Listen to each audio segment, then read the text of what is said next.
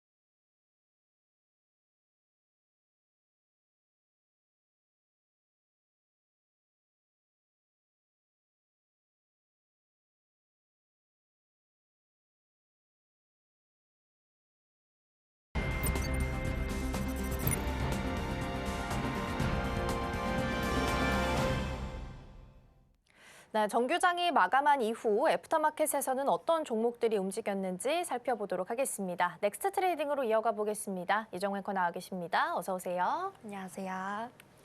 네, 오늘 첫 번째 종목부터 함께 살펴보겠습니다. 스피어이고요. 스페이스 X 상장에 대한 모멘텀을 받으면서 최근 주가 흐름이 굉장히 좋았는데 금요일장 시장이 약했음에도 불구하고 이 종목 같은 경우에는 애프터마켓에서 상한가에 달성이 좀 나오기도 했습니다. 자세한 급등 배경 먼저 살펴보겠습니다. 네, 우선 말씀해주신 대로 일론 머스크의 스페이스 X에 대한 상장 기대감이 주가를 강하게 끌어올렸습니다. 여기다가 스페이스 X가 또 주요 지수에 신속하게 편입될 수 있다라는 기대감까지 더해지게 된 건데요. 스페이스 X 자문사들이 상장 직후에 이 나스닥 100 같은 주요 지수에 조기 편입될 수 있도록 현재 지수 기관들과 논의 중인 것으로 알려지고 있습니다. 조기 편입이 성사가 되면요, 이 패시브 펀드나 또 ETF의 의무 매수 자금이 대거 유입되다 보니까 수급 측면에서도 압도적으로 유리해집니다. 여기다 스피어는 현재 스페이스 X에다가 특수 합금을 납품하는 1차 벤더로 알려지면서 직접적인 수혜주로 부각됐는데요.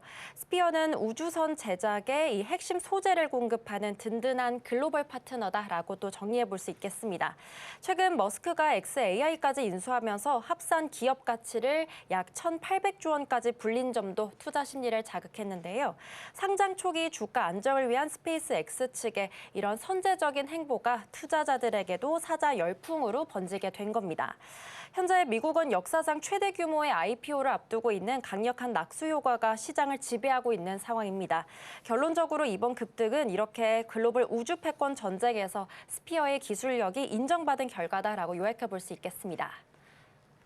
네, 시장이 약할 때마다 그래도 좀 방어를 해주는 섹터가 스페이스 X 상장과 관련된 종목입니다. 특히나 스피어 같은 경우에는 스페이스 X와 또 관련이 있는 종목이기 때문에 주목도가 더 높은 상황이었는데요. 중장기적으로 봤을 때 종목의 전망은 어떻게 좀 보고 있을까요?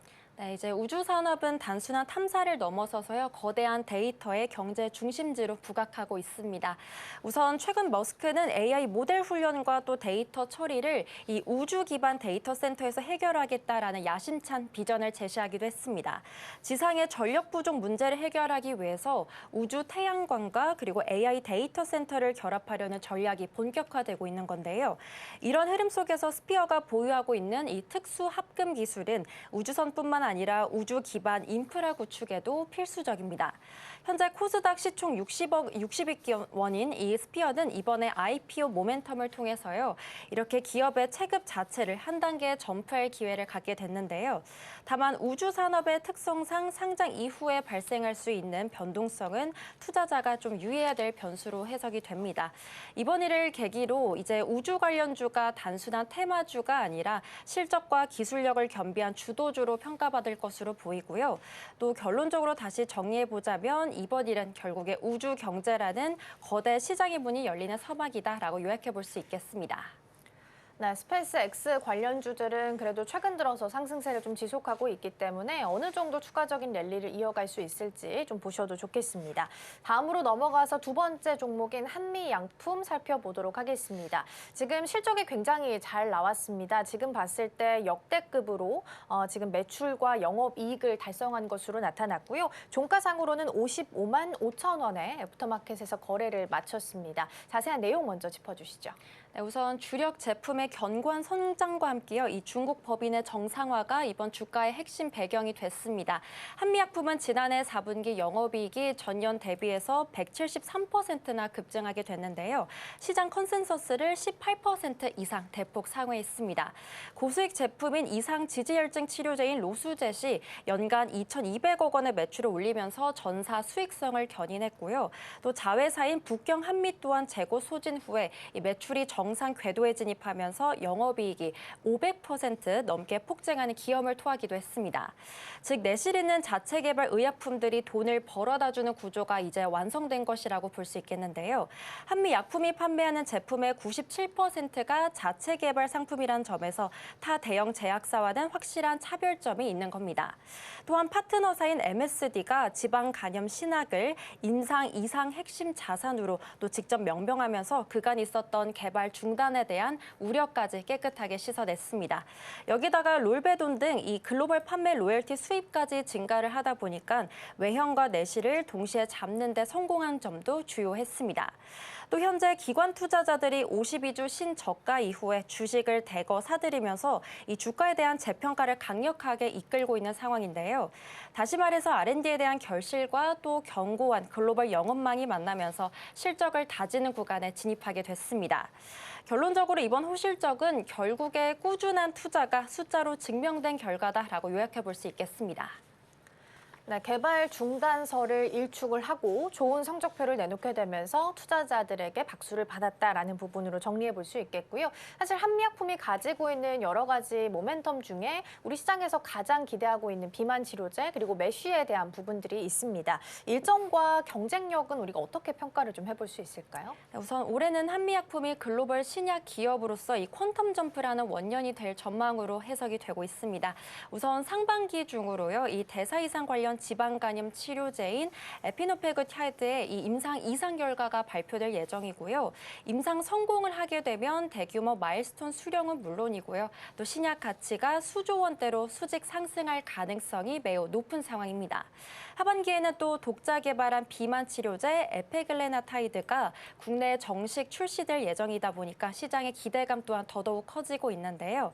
한미약품의 비만 신약은 이 경쟁사 대비해서 근육에 대한 보존 효과가 뛰어나고 또 투약 편의성이 높다는 점이 가장 큰 강점입니다. 근육 보존제인 HM17321과 같은 차세대 파이프라인에 대한 임상 결과도 올해는 가시화되면서 모멘텀을 더욱더 강화시킬 예정인데요. 증권가에서는 이렇게 한미약품의 목표 주가를 최고 68만 원까지 올리면서 이 제약업종 내 부동의 최선 호조로 또 꼽고 있습니다. 또 여기다 연간 한 건 이상의 기술 이전을 계속 목표로 하고 있기 때문에 파이프 파이프라인이 탄탄하던 만큼 이 투자자들의 기대감 또한 모으고 있습니다. 현재 상황은 실적 성장과 또 연구개발 성과가 동시에 터지는 구간에 진입했다라고 해석해 볼 수 있습니다. 이번 일을 통해서 앞으로는 한미 약품이 국내를 넘어서 이젠 글로벌 빅파마와 어깨를 나란히 할 것으로 전망이 되고 있습니다. 네, 외국인 투자자가 지난주 금요일에 코스닥 시장에 좀 들어왔습니다. 매수 포지션이었는데 매수 상단에 대한 포트폴리오가 제약 바이오주로 많이 꾸려져 있었습니다. 그동안 투심이 좀 약화되어 있었는데 반전의 계기가 될 수 있을지 지켜보셔도 좋겠습니다. 다음 종목으로 KB금융 함께 살펴보도록 하겠습니다. 일단 금융, 증권 관련주들의 흐름이 굉장히 좋고요. 외국인 투자자가 3주 연속 은행주들은 좀 순매수하는 모습들이 나타나고 있는 상황입니다. 그리고 실적도 굉장히 잘 내놨는데요. 구체적인 내용 먼저 살펴볼까요? 네, 맞습니다. 말씀해 주신 대로 사상 최대 실적과 함께 압도적인 주주 환원 정책이 이번에 투자자들의 투심을 또 매료시켰습니다. KB금융은 우선 지난해 당기순이익 5조 8,430억 원을 기록했는데요. 2년 연속 최대 기록을 경신하게 됐습니다. 여기다가 주주 환원율 또한 단숨에 50% 위로 끌어올린 점 또한 이렇게 공격적인 배당 정책에 또 힘을 보태게 됐는데요. 현금 배당과 자사주 소각을 포함해서 총 3조 원이 넘는 금액을 주주에게 돌려주기로 하면서 시장의 극찬을 받게 됐습니다. 뿐만 아니라 코스피 화랑에 따른 증권 수탁 수수료 등 비이자 이익 또한 16% 넘게 급증하면서 이익의 질을 높인 점 또한 주요했습니다. KB금융은 현재 다시 말하면 이자 수익을 넘어서 보험과 증권에서도 고르게 돈을 벌고 있는 완성형 수익 모델이다라고 볼 수 있겠습니다. 배당소득 분리과세 요건을 충족하면서 세제 혜택을 노린 스마트 머니도 대거 유입되고 있는 상황이고요. 또 외국인과 기관의 강력한 동반 매수세가 이렇게 하락장 속에서도 KB금융을 나홀로 급등하게 만드는 주된 요인으로 작용이 됐습니다.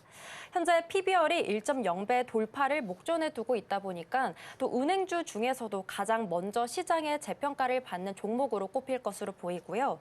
다시 말해서 금융주가 더 이상 방어주가 아니라 이제는 수익과 또 성장을 동시에 주는 종목으로 탈바꿈했다라고 볼 수 있겠습니다. 다시 정리해보자면 이번 상승은 결국에 성공적인 실적과 또 주주 환원이라는 시너지가 만든 결과다라고 해석해 볼 수 있겠습니다. 네, 역대급 실적을 내면서 다른 금융 관련주들에 대한 기대감까지 같이 끌어올리는 상황입니다. 향후에 그러면 밸류업 전망들이나 실적들도 좀 살펴봐야 될 것 같은데요. 시장에서는 어떻게 예상을 좀 하고 있을까요? 네, 이제 현재 은행주는 단순한 저평가주가 아니라요. 강력한 현금 창출력을 가진 성장주로 변모하고 있습니다. 우선 자사주 취득 후에 1년 내 소각을 의무화하는 상법 개정안이 통과되면 이 주주 가치는 더욱더 직접적으로 증명될 예정인데요. 또 나상록 CFO는요, 이 비과세 배당까지 긍정적으로 검토하면서 주주 가치를 극대화하겠다라는 강력한 의지 또한 보여줬습니다. 현재 ROE 10% 이상 그리고 50% 이상을 웃도는 환원율까지 감안하면 이 주가가 아직 자산 가치에 못 미친다라는 분석이 나오고 있습니다. 여기다가 2월에서 3월로 배당 기준일을 늦추는 이 벚꽃 배당 효과까지 겹치면서 배당 매력은 당분간 식지 않을 것으로 보이고요. 다만 하반기부터 우려되는 내수 부진이나 또 대출 자산 부실화 가능성은 이 투자자들이 반드시 체크해봐야 될 리스크로 꼽히고 있습니다. 하지만 탄탄한 이 자본 적정성을 바탕으로 한 위기 관련 능력은요, 여전히 국내 최고 수준이라는 점이라고 할 수 있겠는데요. 다시 말해서 외부 환경이 흔들려도 이 배당 재원을 지켜낼 수 있는 체력이 충분하다라는 자신감의 표현으로 볼 수 있겠습니다. 결론적으로 이번 밸류업은 결국에 한국에 대한 증시 저평가를 해소할 핵심 열쇠라고 볼 수 있겠습니다. 네, 그리고 은행주의 메리트 중 하나가 또 배당소득 분리과세에 대한 부분이죠. 그러니까 지금까지 배당 잘하고 주주환원 잘하고 있는 기업들에 대해서는 배당에 대해서 과세하는 걸 좀 줄여주겠다라는 부분으로 볼 수 있을 텐데요. 이러한 부분들도 매력도를 높이는 데 큰 요소로 작용하고 있으니까 같이 체크해서 보시면 좋겠습니다. 자, 반대로 이번에는 하락했던 쪽도 살펴보겠습니다. 통신주고요. 그중에 SK텔레콤 보도록 하겠습니다. 실적이 잘 못 나올 거라는 부분은 아마 다들 예상을 좀 하셨을 겁니다.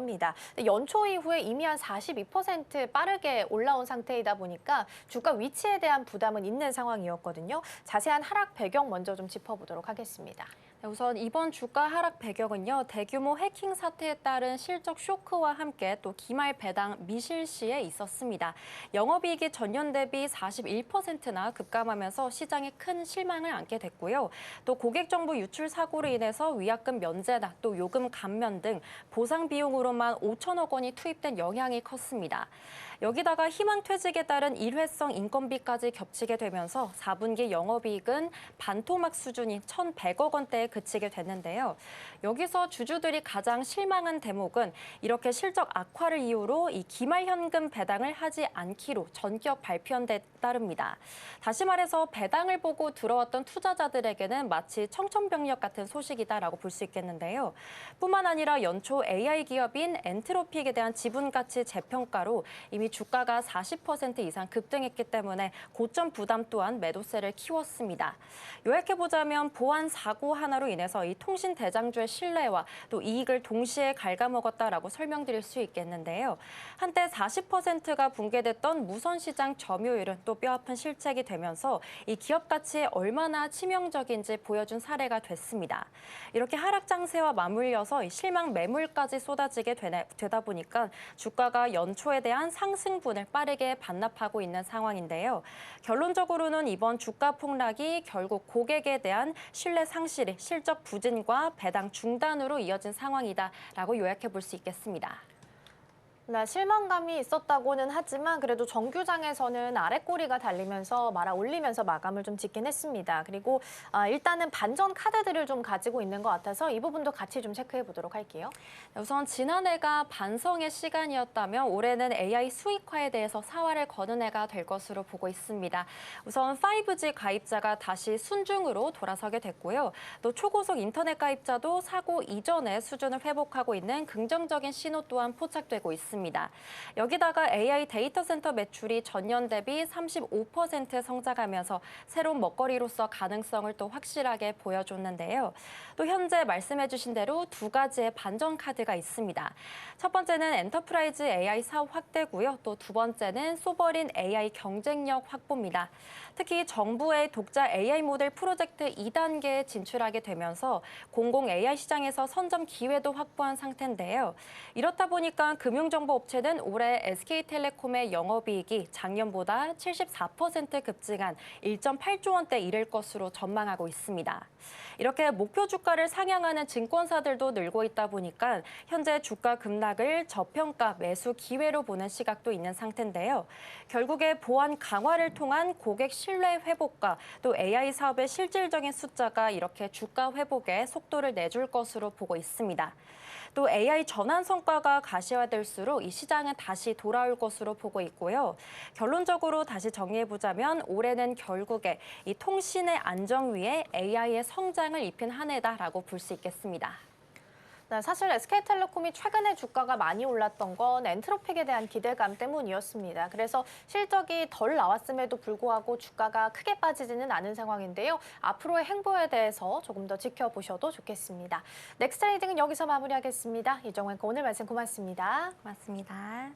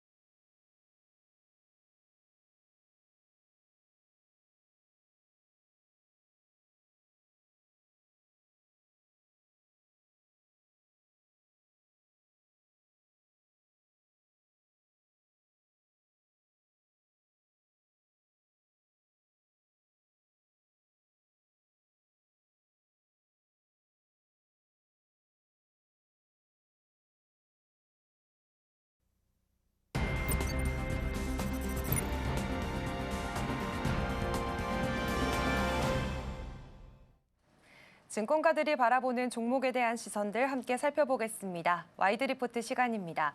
오늘 제가 가지고 온 리포트는 하나솔루션에 대한 하나증권의 시선을 가지고 왔고요.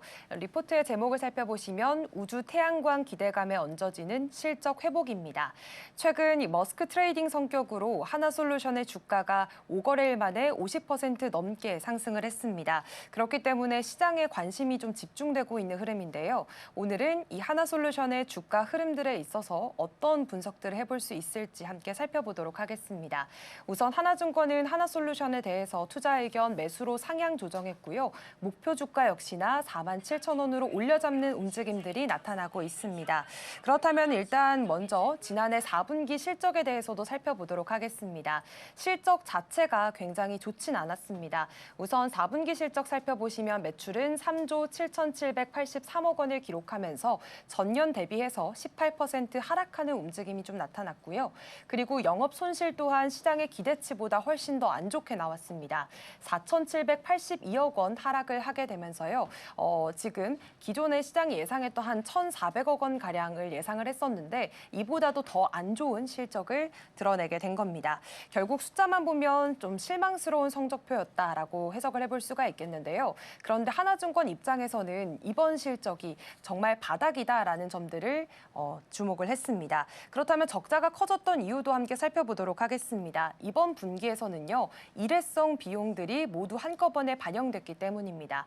먼저 손상차손이나 충당금 설정 같은 지금 1,000억 원 수준가량의 일회성 비용들이 이번 분기에 모두 반영이 됐고요. 그리고 지금 신재생에너지와 케미칼 부문 두 가지 부문에서 모두 부진을 나타냈습니다. 또 지금 여기에다가 미국 태양광 사업 측면에서는요, 통관 문제로 인해서 공장 가동이 원활하지 않았기 때문에 이런 세 가지 악재들이 모두 이번 분기에 반영이 되게 됐고요. 그렇기 때문에 지금 한 분기 안에 여러 악재들이 몰리면서 영업 손실 부문에서도 시장의 기대치보다 훨씬 더 안 좋게 나왔다라는 설명들을 확인해 볼 수가 있겠습니다. 그렇다면 자세히 부문별로도 살펴보도록 하겠습니다. 먼저 신재생 에너지 부문부터 살펴볼 텐데요. 4분기 신재생 에너지 부문 살펴보니까 영업 손실이 3,800억 원가량 영업 손실을 좀 기록을 했습니다. 태양광 모듈 그리고 기타 사업에서 좀 적자가 확대되는 모습이었고요. 발전 사업에 있어서도 손실이 굉장히 컸습니다. 다만 이 부분에서 그래도 긍정적인 부분들을 좀 짚어보자면 미국 공장이 제대로 정상 가동이 되지 않았음에도 불구하고 지금 AMPC가 4분기에만 1,000억 원이 반영된 모습들이 나타났습니다. 결국에는 공장이 완전히 정상화가 되기 전에도 세제 혜택에 대한 효과는 숫자로 나타났다라는 부분들은 긍정적으로 짚고 있습니다. 그리고 지금 케미칼 부문도 함께 살펴보도록 하겠습니다. 이쪽 같은 경우에는 글로벌 공급 과잉의 영향으로 수익성이 크게 나빠진 모습들 역시나 나타냈습니다. 중국발 공급 과잉에 대한 부담 그리고 제품 가격 또한 하락세를 보이고 있고요. 정기 보수 등에 대한 집행비도 반영이 되면서 이 부분에 대한 적자폭도 확대되는 모습들이 나타났습니다. 그런데 이렇게 실적이 안 좋았음에도 불구하고 하나증권은 왜 이렇게 긍정적으로 바라보고 있는 건지 그 내용들을 살펴보시면요. 바로 1분기에 나타나게 될 변화 때문입니다. 지금 1분기 영업이익을 마이너스 40억 원 수준으로 예상을 하고 있습니다. 그래도 지금 이번 4분기에서 보여줬던 영업 손실 4,782억 원에 비하면 굉장히 크게 개선될 것이라는 기대감들이 깃들고 있는 상황인데요. 이 부분을 지금 1분기부터는 손익 분기점의 시작이다라고 보고 있고요. 이 중심에는 바로 신재생 에너지가 함께 있습니다. 1분기 신재생 에너지 같은 경우에는 흑자 전환을 예상을 하고 있습니다. 그 이유를 살펴보니까 지금 미국에서 태양광셀에 대한 통관 문제가 정상화되게 되고요. 그리고 여기에다가 지금 모듈 출하량 또한 전분기 대비해서 50% 이상 급등할 것으로 보고 있습니다. 제품 가격 역시나 이런 부분들이 좀 개선이 된다면 20% 정도 오를 것으로 예상을 하고 있고요.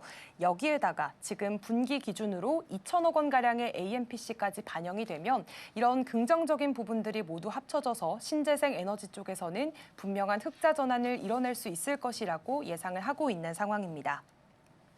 앞서도 언급했지만 지금 하나증권이 긍정적으로 바라보고 있는 분기 자체가 2026년부터는 긍정적으로 보는 구간입니다. 26년 연간 영업이익 전망치 자체도 지금 기존보다 2배 넘게 올리는 모습이었고요. 이렇게 전망을 크게 올린 이유들을 좀 살펴보겠습니다. 우선 미국 태양광 시장에 있어서 수급의 변화가 나타나고 있기 때문인데요. 미국에서 규정을 충족하고 있는 태양광 모듈이 많지 않습니다. 점점 부족해지고 있기 때문에 이런 규정들을 충족하고 있는 태양광 모듈에 대한 수급이 계속해서 원활히 이뤄지지 않고 있다는 점들을 꼽고 있습니다. 그렇다 보면 자연스럽게 가격도 오르게 되겠고요. 그리고 두 번째로는 정책 변수에 대한 내용도 함께 꼽고 있습니다. 올해 상반기에는 추가적인 관세라든지 혹은 무역 규제 이슈들이 여전히 남아있기 때문에 이런 정책에 대한 변수가 시장의 수급을 오히려 더 빠듯하게 만들지 않을까라는 그런 관심도도 올라가고 있습니다.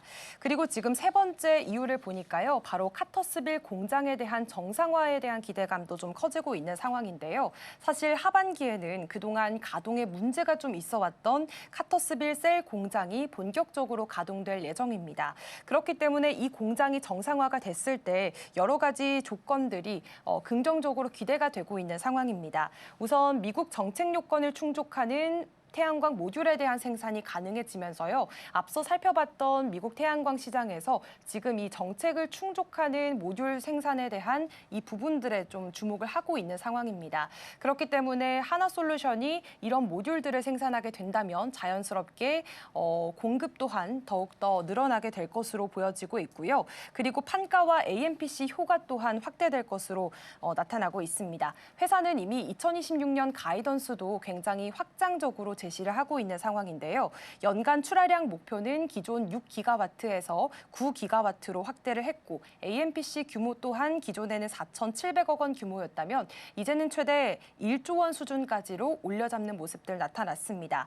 그리고 지금 케미칼 부문에서도 중국에서는 구조조정에 대한 움직임이 나타나고 있는 상황이고요. 또 세제에 대한 변화 등도 함께 나타날 것을 감안한다면 올해부터 이 케미칼 부문에서도 적자폭이 크게 줄어들 것으로 예상을 하고 있습니다. 결국에는 지금 신재생 에너지에 대한 부분 그리고 케미칼 부분 등에서 동시에 개선세가 나타나게 된다면 2026년부터는 상당한 손익 분기점이 시작이 될 것이다라는 것이 하나증권의 판단입니다. 그리고 사실 최근 하나솔루션이 급등했던 주가 급등의 배경에는 바로 머스크 CEO의 태양광 구상 정책이 좀 있었습니다. 다만 이 부분 같은 경우에는요. 일단 장기적인 기대 요인으로 바라봐야 될 것으로 보이고요. 사실 최근에 주가가 좀 재평가됐던 부분들은 이런 우주 태양광에 대한 기대감도 있겠지만 전반적인 내용들을 봤을 때는 앞으로 실적에 대한 개선세가 좀 뚜렷하게 나타나고 있다라는 점들을 확인해 보시면 좋겠습니다. 그래서 하나증권의 경우에는 기존에 투자가 중립 의견이었는데요. 이번에 매수로 상향 조정하는 모습이었고요. 목표 주가 역시나 47,000원으로 올려잡게 됐습니다. 그렇다면 지난주 금요일장에서의 주가 흐름들 함께 살펴보도록 하겠습니다. 네, 지난주 금요일장에서도 하나솔루션 15% 넘게 급등을 하면서요. 42,000원까지 올라서게 됐습니다. 앞서 살펴봤던 목표 주가와도 크게 차이가 나지 않는 모습들 확인이 됐고 이달 들어서 이제 하나솔루션의 주가 50% 넘게 급등을 했습니다. 기관과 외국인 투자자들도 이달 들어서부터는 동반 순매수세를 나타내고 있는데요. 일단 이번 실적 발표에서 실적이 바닥이라는 점들이 확인이 됐고 그리고 올해 들어서는 이 실적이 회복될 것이란 기대감 계속해서 커지고 있습니다. 그렇기 때문에 앞으로 이런 움직임들 주가에도 반영이 될지 확인을 해보시면 좋겠습니다. 지금까지 와이드 리포트였습니다.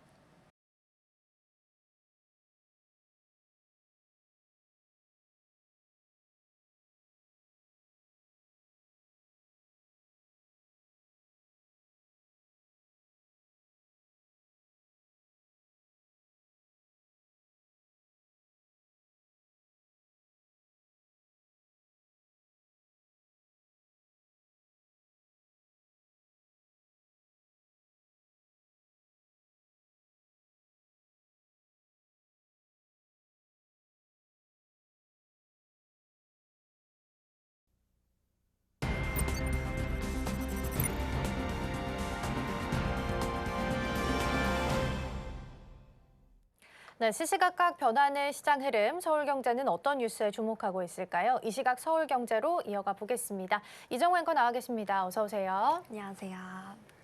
네, 오늘 첫 번째로는 삼성전자 파운드리 이야기부터 해보도록 하겠습니다. 테일러팹 공장의 일부 구역에 대해서 임시 사용 승인을 받게 되면서 가동 시점이 일부 좀 빨라질 것이다라는 이야기들이 좀 나오고 있습니다. 이거 어떻게 해석을 해야 되는 걸까요? 네, 삼성전자의 미국 테일러 공장 가동이 이제 눈앞으로 다가오게 됐습니다. 시 당국으로부터 1번 건물의 일부 구역에 대해서 임시 사용 승인인 TCO를 취득했기 때문인데요. 이는 시설 전체가 완공되기도 전에 이 주요 설비를 들여와 가동할 수 있다는 뜻입니다. 이번 성과에는 현재 크게 세 가지 포인트가 있습니다. 우선 다음 달부터 2나노 공정의 필수 설비인 이 극자외선 노광 장비 테스트를 시작하게 되고요. 두 번째로는 테슬라의 차세대 인공지능 칩인 이 AI5의 하반기 생산을 위한 실질적인 기반을 마련했음을 의미하게 됩니다. 그리고 마지막으로는 이번 승인으로 이 미국 본토에서 이 최첨단 공정 경쟁력을 입증할 준비를 마친 셈이다라고 볼 수 있겠는데요. 삼성전자는 이번 일을 계기로 전년 대비 2나노 수주를 130% 이상 늘리겠다는 계획을 현실화하고 있고요. 이미 구글이나 AMD 같은 대형 기술업계와도 이 구체적인 협상을 진행 중인 것으로 알려졌습니다. 또 삼성전자의 이런 최첨단 공정은 쉽게 풀어보자면요. 아주 미세한 회로를 그려서 전력 효율을 극대화하는 고난도 작업이다라고 설명드릴 수 있겠습니다. 일론 머스크의 발언은 삼성의 생산 일정이 이렇게 테슬라의 신제품 설계 주기와 완벽히 맞아떨어져야 한다라는 의미로 해석이 되고 있는데요. 삼성은 이렇게 이제 미국 현지에서 고객사 요구에 즉각 대응할 수 있는 강력한 대응 체계를 갖추게 됐습니다. 네, 삼성전자가 일단 2나노 수주에 있어서는 확대의 자신감을 좀 보이고 있는 상황입니다. 그러면 테슬라와의 협력에 있어서 실제적으로 흑자로 전환할 가능성은 어느 정도로 우리가 확인해 볼 수 있을까요? 네, 이제 테슬라 수주는 삼성 파운드리가 그동안 오래 갖고 있었던 적자를 끊어내고요. 이 수익을 내기 시작하는 결정적인 계기로 해석해 볼 수 있겠습니다. 이번 계약은 단순히 부품을 파는 수준을 넘어서서요. 테슬라의 인공지능 생태계 전반을 함께 구축하는 파트너십이기 때문인데요. 협력의 범위는 총 두 가지로 해석해 볼 수 있습니다. 우선 자율주행 칩을 넘어서 무인 택시와 또 휴머노이드 로봇, 그리고 자체 AI 서버까지 이렇게 탑재처가 넓어지게 되고요. 또 두 번째로는 일론 머스크 CEO가 또 실무 테크 회의에도 직접 참여를 하면서 이 세부 진행 상황을 체크할 정도로 신뢰가 두터워지게 됩니다. 현재 상황은 TSMC의 생산 여력이 또 한계에 도달하다 보니까 가격 경쟁력을 유지하고 있는 삼성으로 또 빅테크들의 시선이 쏠리고 있는데요. 이번 일을 통해서 앞으로는 삼성 파운드리가 안정적인 수율만 확보하게 된다면 시장 판도를 단숨에 바꿀 것으로도 해석해 볼 수 있겠습니다. 또 테슬라와의 협력은 쉽게 말해서 마치 전 세계에서 가장 까다로운 고객의 합격점을 받아서 우리의 실력을 증명하는 확실한 인증을 받은 유의미한 결과라고 볼 수 있겠습니다. 증권가에서는 이렇게 테슬라 수주가 삼성의 비메모리에 대한 이 사업 매출을 올해 14% 이상 끌어올릴 핵심 요인으로 또 분석하고 있고요. 또 삼성전자는 AI6 칩 생산까지 이어지는 장기 계약을 통해서 이렇게 또 매출의 안정성 또한 확보하게 됐습니다. 이번 칩 완성도가 입증되게 되면요, 이 향후 사업 규모가 1,000억 달러까지 확장될 가능성까지 열려져 있습니다. 결국에 삼성은 이렇게 올해 테일러 공장 가동과 함께 또 파운드리 사업의 실질적인 반등을 이뤄낼 예정입니다. 네, 그렇기 때문에 올해 실적이 잘 나올 거다라는 기대감이 계속해서 높아지는 포인트이기도 하겠죠. 그리고 테슬라 AI 밸류체인 전반으로 삼성전자의 칩이 탑재될 가능성이 지금 제기가 되고 있는 상황입니다. 물론 이제 TSMC와 인텔도 지금 여기 경쟁사에 좀 껴있는 상태이기 때문에 삼성전자도 나름 좀 전략을 좀 펼쳐야 될 것 같거든요. 경쟁력 어떻게 갖춰가게 될까요? 네, 삼성전자는 TSMC나 인텔에 비해서 이 통합 솔루션이라는 확실한 차별점이 있습니다. TSMC가 현재 미국 내 공장을 최대 11개까지 확장하겠다고 발표하면서 이 물량 공세를 펼치고 있는 것은 사실입니다. 그리고 인텔 또한 미국 정부의 지원을 등에 업고 1.8나노 공정을 통해서 이 시장에 대한 탈환 의지도 또 내비치고 있는데요. 하지만 이들은 삼성과 다르게 설계부터 메모리 그리고 패키징까지 한 번에 처리해주는 이 능력이 부족하다는 점이 약점으로 꼽히고 있습니다. 하지만 삼성은 고객사가 원하는 맞춤형 칩을 가장 빠르고 또 효율적으로 만들어주는 이 원스톱 체계를 강점으로 내세우고 있는데요. 이런 상황 속에서 특히 대만 정부가 이 최첨단 기술의 해외 유출을 막는 원칙을 고수하다 보니까 삼성이 미국 내에서는 이 조기 양산에서 유리한 고지 또한 점하게 됐습니다. 특히 구글과 AMD 등 이 대형 고객사들이 TSMC의 가격 인상에 대응해서 삼성전자로 눈을 돌리고 있는 점 또한 긍정적인데요. 여기서 더 주목해야 될 점은 100개를 만들었을 때 얼마나 많은 합격품을 건져내느냐 하는 수율 안정화 능력입니다. 현재 상황은 미 본토에서 최첨단 공장의 양산 신뢰도를 겨루고 있는 이 기술 전쟁이 본격화되고 있습니다. 다시 정리해보자면 이번 수주 경쟁은 결국 누가 가장 안정적인 품질로 또 약속된 기한 내에 제품을 공급하느냐에 있습니다. 전문가들은 삼성의 정교한 목표 제시가 만약에 실제 양산에 대한 신뢰도까지 이어지게 된다면 올해는 파운드리 시장의 지각 변동이 일어나게 될 해다라고 보고 있고요. 또 삼성은 이제 이렇게 기술적 우위를 또 실제 성과로 연결이 된다면 이 글로벌 시장에서 위치 또한 확고해질 것으로 보이고 있습니다. 네, 주말 사이에 좋은 뉴스들도 추가적으로 좀 들려왔습니다. 단독 뉴스긴 합니다만 삼성전자가 설 연휴 끝나고 나면 HBM 양산에 들어간다라는 이슈도 있었고요. 엔비디아 베라 루빈에 있어서 마이크론을 제외하고 삼성전자랑 하이닉스에 칩이 좀 들어간다라는 소식들도 있었기 때문에 참고해서 보시면 좋겠습니다. 다음으로는 조선으로 좀 넘어가 보도록 하겠습니다. 한화오션에서 친환경 특수선과 관련한 수주 소식을 또다시 전하게 됐고요. 규모가 무려 7,700억 원이라고 합니다. 자세한 내용 먼저 짚어주시죠. 네, 맞습니다. 한화오션이 친환경 특수선 시장에서 다시 한번 독보적인 기술력을 증명하게 됐습니다. 우선 이번 계약은 단순한 매출 확보를 넘어서서요. 이 중국 조선소에 의존하던 공급망 리스크를 우리 기술로 해결했다는 데서 큰 의미가 있습니다. 우선 수주한 선박의 특징을 정리해보자면 다음과 같습니다. 국내 최초로 15메가와트급의 초대형 또 해상풍력 터빈 설치가 가능한 역대 최대 규모의 선박이고요. 또 시점도 함께 살펴보자면 2028년 상반기에 인도가 돼서 이 국내 대형 해상풍력 프로젝트에 우선 투입하게 될 예정입니다. 마지막으로는 최근 정부의 이 해상풍력 보급 목표까지 맞추면서 핵심 인프라를 국산화하는 이 선제적 사례가 되었다는 점에서 의미가 굉장히 큰데요.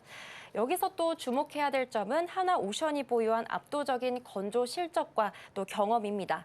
현재 상황은 국내 조선소 중에서 이 가장 많은 4척의 설치선 건조 이력을 보유하면서 시장 표준을 이끌고 있고요.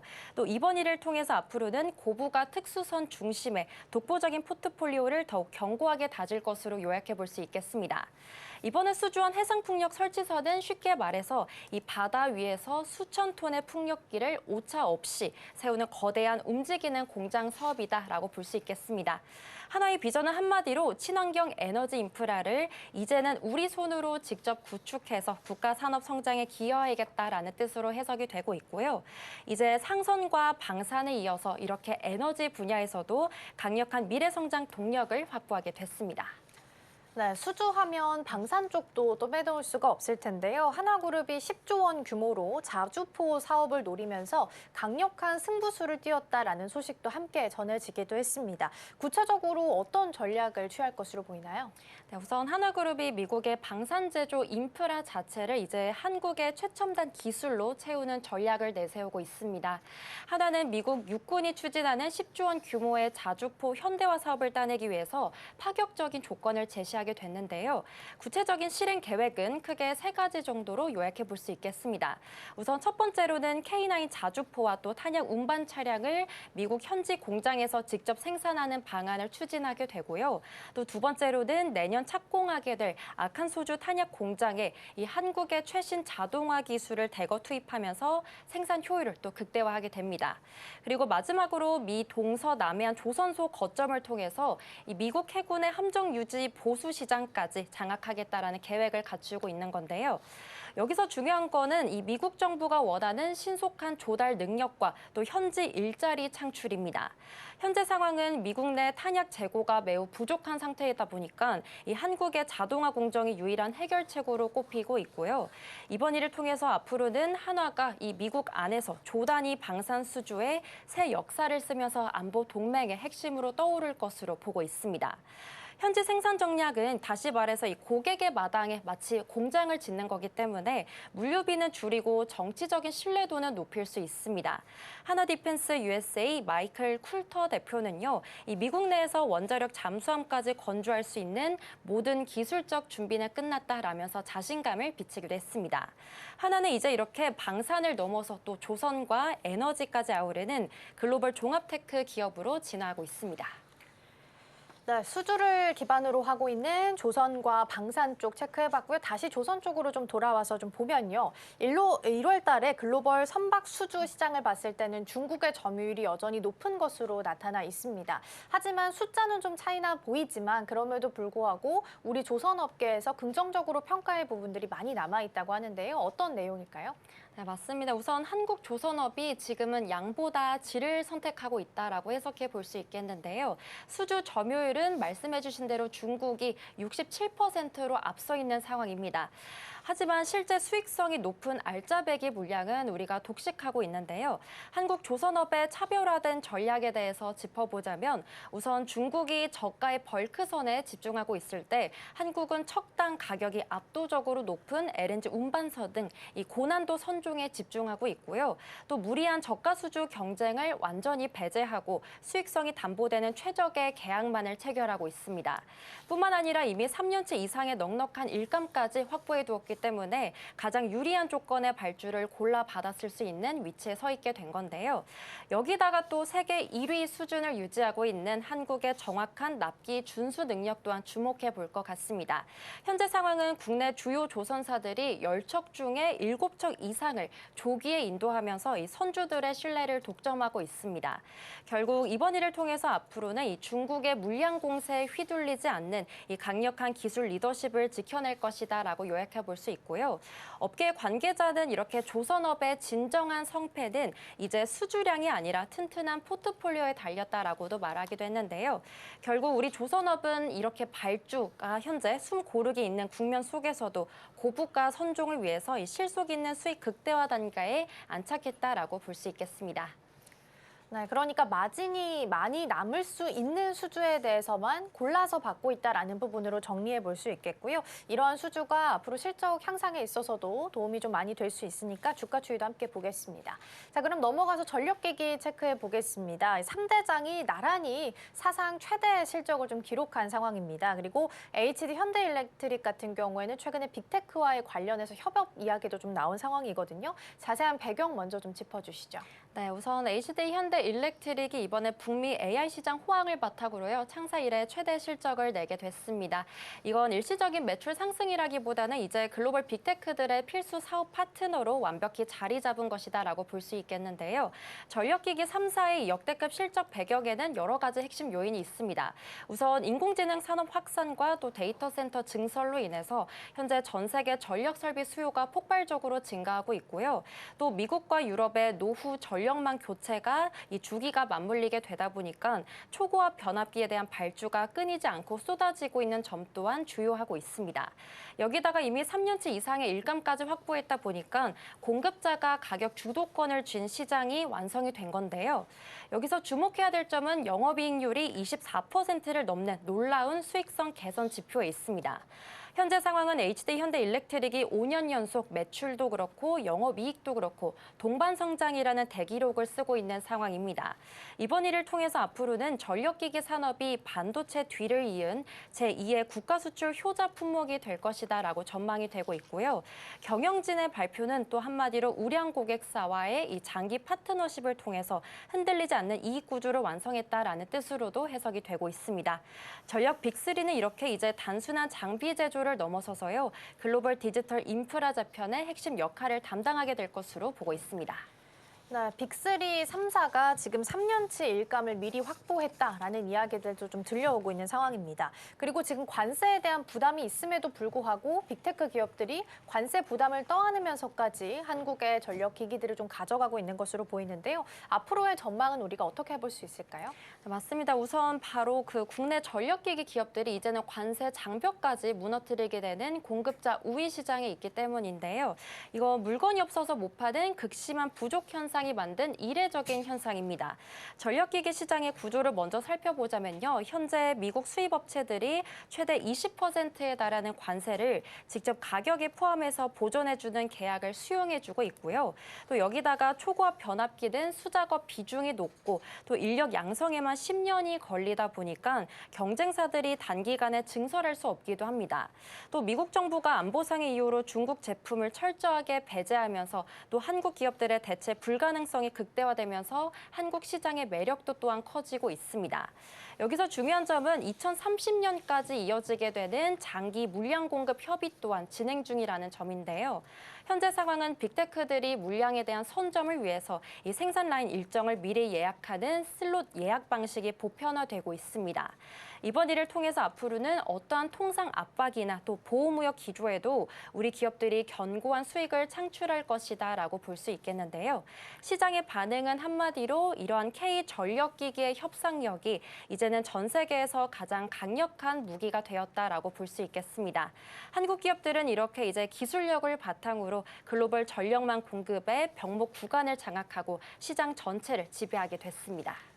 네, 수주를 했다라는 팩트도 중요하겠지만 장기 공급 계약을 체결했다라는 부분이 좀 더 유의미하게 볼 수 있을 것 같고요. 이러다 보니까 이제 K전력기기도 슈퍼 을이 될 수 있다라는 이야기까지 들려오고 있습니다. 자, 그러면 우리 기업들의 다음 행보들도 함께 좀 살펴볼까요?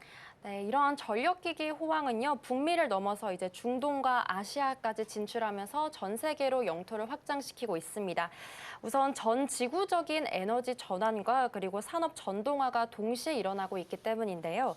현재 어떤 상황인지 먼저 살펴보자면 일본과 중동의 주요 발주처들이 한국 생산 현장을 잇따라 방문하면서 직접 물량을 보고 확인하고 있는 상황이고요. 또 국제에너지기구가 올해 세계 전력 수요가 역대 최고치를 경신할 거다라고 전망하면서 공급 부족을 또 공식화하기도 했습니다. 그러다 보니까 친환경 변압기와 또 초고압 직류 송전 등 이 차세대 고부가 가치 사업에서 우리 기업들의 가시적인 성과가 나타나고 있습니다. 이렇게 폭증하는 수요에 대응하기 위해서 미국 현지화 또 국내 공장의 추가 증설까지 현재 검토 중인데요. 현재 상황은 이렇게 밀려드는 주문들을 소화하기 위해서 대대적인 공장 효율화 작업과 또 투자 논의가 긴박하게 이루어지고 있습니다. 이번 일을 통해서 앞으로는 최소 10년 이상 이 전력기기 산업의 황금기가 흔들림 없이 이어질 것이다라고 해석이 되고 있고요. 또 업계 관계자는 앞으로 인공지능 시대와 또 에너지 전환이라는 두 거대한 파도가 겹치다 보니까 이 전성시대가 쉽게 꺾이지 않을 것이다라고도 밝히기도 했습니다. 이렇게 전력 빅3는 이제 탄탄한 수주 잔고를 발받침 삼아서요. 글로벌 에너지 패권 경쟁의 이 최종 승자로 우뚝 서고 있습니다. 네, K전력기기가 슈퍼 을로서 다시 한번 좋게 평가받고 있으니까요. 이러한 부분도 함께 체크해 보도록 하겠습니다. 자, 여기까지 해서 이 시각 서울경제는 마무리하겠습니다. 이정원 앵커 오늘 말씀 고맙습니다. 고맙습니다.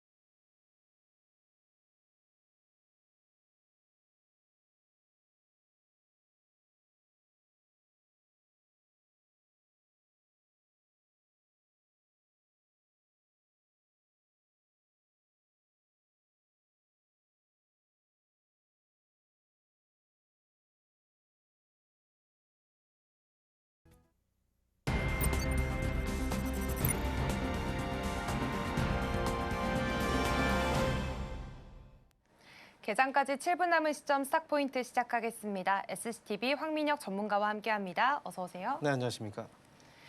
네, 우선 지난주 금요일 뉴욕 증시 3대 지수가 모두 반등에 성공을 해줬습니다. 다우 지수는 사상 처음으로 5만 포인트를 돌파했고요. 최근 뉴욕 증시에서는 AI 대규모 투자에 대해서 회의적인 모습들이 나타났지만 젠슨항 CEO가 이건 거품이 아니다라고 반박을 하면서 기술주에 대한 우려는 완화가 됐고 엔비디아 역시 7% 넘게 급등으로 마감을 했습니다.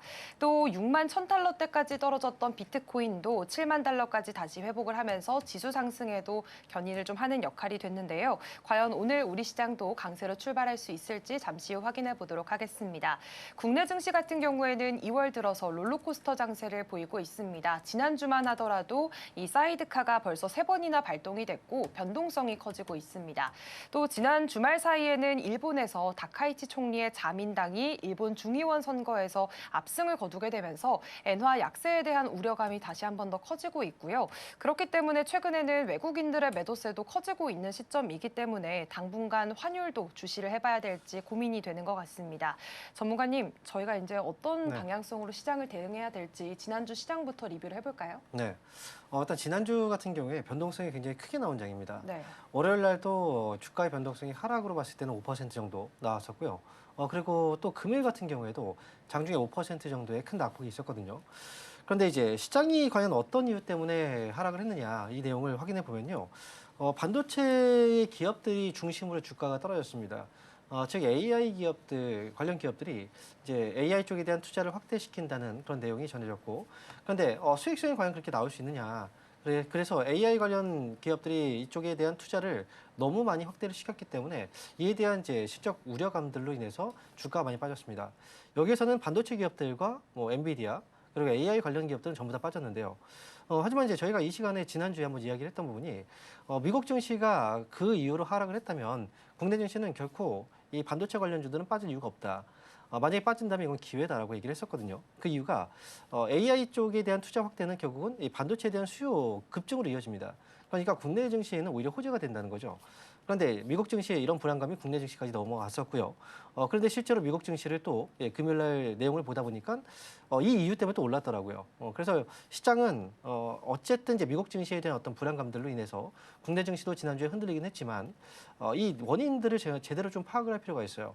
아무래도 시장이 많이 올랐고 이 불안감들이 있다 보니 뭔가 좀 약간 이제 불안한 뉴스들이 조금 있으면 거기에 좀 민감하게 반응하는 그런 시장이 현재 국내 증시라고 보여지거든요.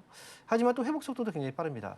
자, 오늘 같은 경우에는 일단 미국 증시 지난 금요일날 올랐었고 국내 증시 역시 하락할 이유가 없었다라고 본다면 국내 증시 역시 오늘 아침에 회복 속도가 빠르기 때문에 또 급등으로 이어질 수가 있거든요. 그러니까 국내 증시에 대한 이제 투자 포인트를 잡을 때는 미국 증시의 하락과 국내 증시의 하락은 똑같지 않습니다. 원인들을 확실하게 봐야 되고 그 원인이 합당하다면 이제 주가 하락이겠지만 하지만 그 원인이 똑같지 않다. 그렇다면 이제 국내 증시는 오히려 떨어졌을 때 매수의 기회로 활용하시는 게 훨씬 더 좋다 이렇게 말씀드리고요. 일단 오늘 같은 경우에는 장 오픈하고 나서 주가의 상승이 좀 크게 나올 것 같다라고 생각이 드는데 이 상승은 유지가 돼야 됩니다. 그러니까 아침에 주가가 많이 올라갔다고 해서 시초가에 따라붙게 되면 또다시 고점에 몰릴 수가 있거든요. 그러니까 지금 시장은 일단 뭐 최고점 지난번에 5,376포인트를 다시 한번 넘어가면서 또 5,500포인트까지 또 올라와 주느냐 이번 주는 그 포인트에 좀 초점을 맞춰서 보시면 좋을 것 같습니다.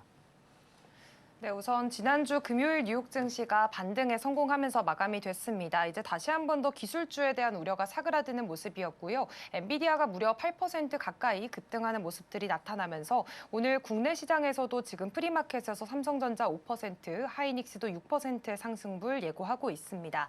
지금 엔비디아 쪽에서 베라 루빈에 탑재될 HBM4가 마이크론은 제외하고 삼성과 하이닉스의 HBM4가 좀 양분을 하는 시장이 될 것으로 보여지고 있습니다. 이렇게 투탑이 이익 가시성이 계속해서 확보가 되고 있는 시장 속에서 지금처럼의 변동성 장세에서는 반도체 투탑에 강하게 붙는 게 좀 정답일까요? 지금으로서 아무래도 이제 반도체 쪽에 대한 시세가 끊기지 않았어요. 그래서 시장의 주목도 자체가 반도체 중심으로 가고 있기 때문에 네.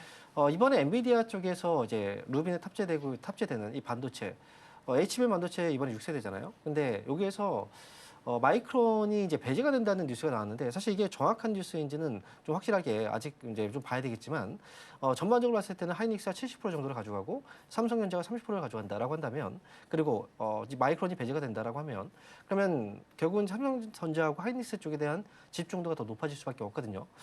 그동안 많이 올라왔고 이 경쟁사 중에 한쪽이 또 탈락이 된다면 결국은 이제 지금까지 주가 상승분도 어느 정도 좀 이해가 되는 부분이고 그다음에 추가적인 상승 여지도 있다라고 봐야 되기 때문에 삼성전자와 하이닉스를 주축을 해서 여전히 추가적인 시세가 나올 가능성이 있다.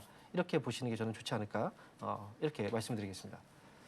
네, 그러면 사실 HBM이 이렇게 수요가 계속해서 급증하게 된다면 그 장비단 내에서도 하이닉스 갈 때 같이 갔던 게 한미 반도체입니다. 그렇다면 지난주 금요일장에선 사실 한미 반도체보다 하나비전의 변동성이 더 컸거든요. 상승폭이 더 크다 보니까 하나비전에 대해서도 주목도를 계속 높여가봐도 돼요?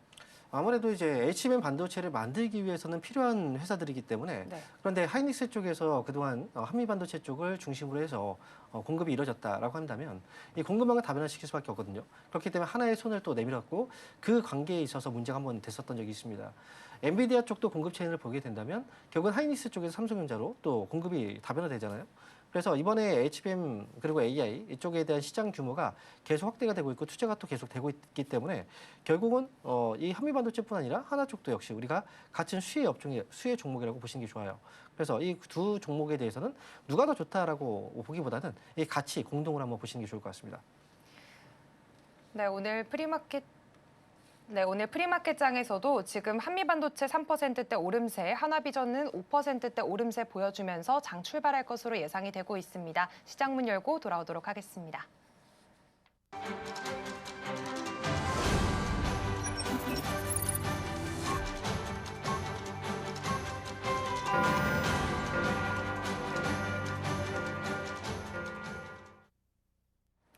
2월 9일 월요일입니다. 지난주 금요일 뉴욕 증시 3대 지수가 일제히 반등으로 마감을 했습니다. 특히나 다우 지수가 사상 처음으로 5만 포인트를 돌파했는데요. 최근 뉴욕 증시에서는 AI 대규모 투자에 대한 회의적인 시각들이 나타나게 됐습니다. 다만 젠슨항 CEO가 대규모 투자는 거품이 아니다라고 반박을 하면서 기술주에 대한 우려가 완화가 됐고요. 또 엔비디아도 7% 넘게 급등하는 모습들을 보였습니다. 그렇기 때문에 오늘 우리 시장의 움직임 바로 살펴보도록 하겠습니다. 양 지수부터 확인해 보시죠. 네, 오늘 국내 지수 역시나 상승으로 출발하고 있습니다. 코스피는 4% 넘게 오르면서 5,299포인트 선에서 문을 열었고요. 코스닥도 2.7% 상승하면서 1,100포인트 선, 1,109포인트 선에서 출발하고 있습니다. 그렇다면 시총 상위주들의 움직임 체크해 보겠습니다. 네, 먼저 코스피부터 살펴보시면 오늘 반도체 투탑의 강세가 함께 나타나고 있습니다. 우선 지금 엔비디아의 베라 루빈에 들어갈 HBM4가 마이크론이 제외가 되고 반도체 투탑이 양분을 하게 될 것이다라는 기사가 나오게 되면서요. 함께 강세를 보이고 있습니다. 뉴욕 증시에서도 엔비디아가 7% 넘게 급등을 했고 필라델피아 반도체 지수도 5.7% 정도의 상승불이 켜지면서 마감이 됐기 때문에 오늘 반도체 투탑 강세를 보여주고 있고요. 현대차 같은 경우에도 2.6%대 오름세에 LG에너지솔루션은 이 캐나다 ESS 공장을 인수했다라는 소식들 함께 들려왔습니다. 앞으로 ESS로 전기차 캐즘을 돌파할 수 있을지 이에 대한 기대감이 좀 커지면서 4%대 오름세로 출발하고 있습니다. 다음으로 코스닥으로 넘어가 보겠습니다. 네, 코스닥에서도 마찬가지로 1위부터 5위까지 모두 강세를 보이고 있는데요. 우선 에코프로 그룹주들 지난주 금요일장에서는 6%가 넘게 동반 하락을 보였는데 오늘은 한 2%, 4% 각각 오름세 나타내고 있습니다. 알테오젠도 다시 한 번 더 한 5% 가까이 오름세 보이면서 다시 시세가 좋아지는 모습들이 좀 보여지고 있고요. 레인보우 로보틱스 3%, 삼천당 제약까지도 3.4%대 오름세로 장 출발하고 있습니다. 그렇다면 현재 구간에서의 움직임들도 살펴보도록 하겠습니다. 먼저 수급 상황 코스피 쪽 살펴보시면요. 오늘은 외국인과 기관 메이저 주체들의 동반 매수세가 집계가 되고 있습니다. 다만 개인은 600억 원 넘게 좀 팔아치우고 있는 모습들이 확인되고 있고요. 다음으로 코스닥으로 넘어가 보도록 하겠습니다. 네, 코스닥 쪽에서는 오히려 반대로 개인들의 사자세 그리고 외국인과 기관은 물량을 덜어내고 있는 모습들이 연출되고 있습니다. 오늘 국내 증시는 사실 지난주 금요일장에서 보여줬던 뉴욕 증시의 흐름과 좀 연동되는 움직임들이 나타나고 있습니다. 코스피는 4%의 오름세, 코스닥은 2%의 오름세를 보여주고 있고요. 코스피 쪽에서는 외국인과 기관, 이 메이저 주체들의 동반 강세가 나타나고 있기 때문에 오늘 오후장까지의 움직임들이 좀 궁금해지는 시점인 것 같습니다. 전문가님, 우선 오전 시장의 분위기를 좀 어떻게 체크를 해보면 좋을까요? 네, 일단 오늘 오전장은 약간 흥분이 돼 있는 상태거든요. 네. 그래서 미국 증시가 일단 올랐고요. 국내 증시가 사실 빠질 이유가 없었는데 많이 빠졌기 때문에 아침부터 이제 그 낙폭을 굉장히 좀 크게 메워주면서 이 코스피 지수가 지금 4% 정도까지 올라온 상태예요. 그렇다면 이제 정말 크게 올라온 거거든요. 그리고 코스닥 지수 역시 뭐 미국 이제 코스피하고 비교했을 때는 상대적으로 조금 약해 보일 수도 있긴 하지만 코스닥도 역시 큰 폭의 상승이 나오고 있거든요. 근데 중요한 건 이제 외국인들 수급이 지난주에 굉장히 많이 빠졌습니다. 실제로 이제 코스피 시장에서 역대급의 그 매도가 지금 많이 나왔었거든요.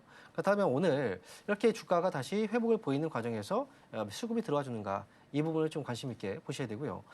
만약에 외국인들의 수급이 들어오게 된다라고 한다면 그만큼 이제 국내 증시에 대해서 펀더멘털에 대해서는 큰 문제가 없고 추가적인 상승 여지가 충분히 있다라는 관점에서 들어오는 수급이기 때문에 일단 외국인들 수급 여부 관심을 좀 가져보시는 게 좋습니다.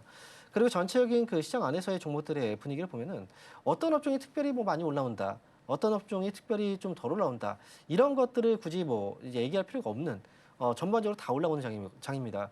특히나 삼성전자가 6% 그리고 SK하이닉스도 6%대 급등이 나와주고 있고요. 뭐 삼성전자는 16만 원대, 이제 조금 있으면 17만 전자까지 좀 바라볼 수 있는 가격대가 왔고요. 그리고 이제 다른 업종들도 역시 전체적으로 다 올라오고 있는 그런 분위기이기 때문에 아무래도 이제 시장이 오전에 주가가 또 많이 올라오게 된다면 이 상승폭을 유지를 못하고 주가가 또 흘러내릴 수도 있거든요. 그만큼 국내 증시가 좀 많이 올라왔고 부담감을 많이 느끼기 때문에 실제로 지난주에도 작은 충격에도 잘못된 해석으로 주가가 많이 떨어졌잖아요. 그래서 국내 증시 같은 경우에는 오늘 이 주가의 상승분을 계속 유지를 시켜주는지가 일단 중요하다라고 보시면 될 것 같습니다. 그래서 종목을 매매하실 때는 이 수급에 대한 유무를 파악하시고 그다음에 주가가 현재 상승률을 계속 유지해 준다면 5장 정도 부근에서는 좀 시장이 좀 안정됐을 때 종목들을 보시는 게 좋고 만약에 주가가 오늘 올라갔다 빠지잖아요. 빠지면 빠지는 대로 5장에 조금 더 거품이 빠진 상태에서 매매 타임을 잡는 게 좋습니다. 그러니까 중요한 건 오전보다는 5장 부근에서 종목들의 매매 타이밍을 잡아보자. 이렇게 말씀드리겠습니다. 네, 우선 지금 IT 투탑의 강세가 지수의 상승을 이끌고 있는 모습들이 나타나고 있습니다. 우선 삼성전자 지금 현재 구간에서 한 5%대 6% 가까이 오름세 나타내고 있고요. SK하이닉스도 6.08% 오름세 보여주면서 90만 원 선에 다시 한 번 더 근접해가는 모습들 나타내고 있습니다. 지금 보여주고 있는 이 지수의 상승세가 과연 오후까지도 나타날 수 있을지 이 부분 확인을 해보셔야 되겠고 지금 현재는 오전장보다는 오후장에 조금 더 대응을 하는 게 나아 보인다라는 말씀까지도 해주셨습니다. 지금 사실 전력기기 쪽에서도 슈퍼을에 대한 이야기가 좀 커지고 있습니다. 미국에서도 지금 관세 부과로 인해서 변압기 가격 자체가 올라가고 있는 모습들이 나타나고 있는데요. 우선 공급이 부족해서 미국 기업들이 관세를 직접 낼 테니까 뭐 직접 팔아달라라는 이야기들도 계속해서 나오고 있는 상황입니다. 그렇기 때문에 지금 전력기기 슈퍼사이클이 적어도 올해는 좀 기대를 해본다고 한다면 전력기기 쪽으로는 계속해서 믿고 접근을 해도 되는 쪽인 거예요? 지금 AI 관련주들이 시장을 장악하고 있는 시장이기 때문에 아무래도 이제 그 관련 종목들 중에서는 시세가 더 나올 가능성이 있거든요. 그러니까 슈퍼을이라고 하잖아요. 네. 을이 원래 약한 건데 슈퍼라는 말이 붙을 정도면 그만큼 AI 그리고 데이터 센터 전력 쪽, 이 너무나도 이제 이 순환 과정에서 실적들이 굉장히 좀 잘 나오고 있고 앞으로 수요가 그만큼 더 많이 급증하고 있는 상태라고 볼 수 있겠죠. 그래서 지금 같은 경우에는 반도체주를 중심으로 움직이고 있긴 하지만 결국은 이 반도체도 AI 데이터 센터에 필요한 거고 이 데이터 센터에 대한 가동을 하기 위해서는 또 전력이 필요하거든요. 그러니까 전반적인 이 그 밸류체인 안에서 이 종목들은 꾸준하게 우리가 바라보시는 게 좋고요. 한쪽이 그만큼 또 만약에 빠진다면 또다시 또 올라갈 여지가 있어요. 그러니까 이 전력기기 관련주들도 최근에 AI에 대한 투자 확대는 결국은 전력기기 관련주들도 역시 큰 수혜가 예상이 되고 있는 부분이 있기 때문에 뭐 이 종목들에 대해서는 꾸준하게 관심을 계속 이제 올해 한 해를 본다면 그리고 시장이 지금 AI 쪽에 대한 이 트렌드가 계속해서 유지가 된다면 그쪽은 같이 묶어서 패키지로 보시는 것도 저는 좋을 것 같습니다.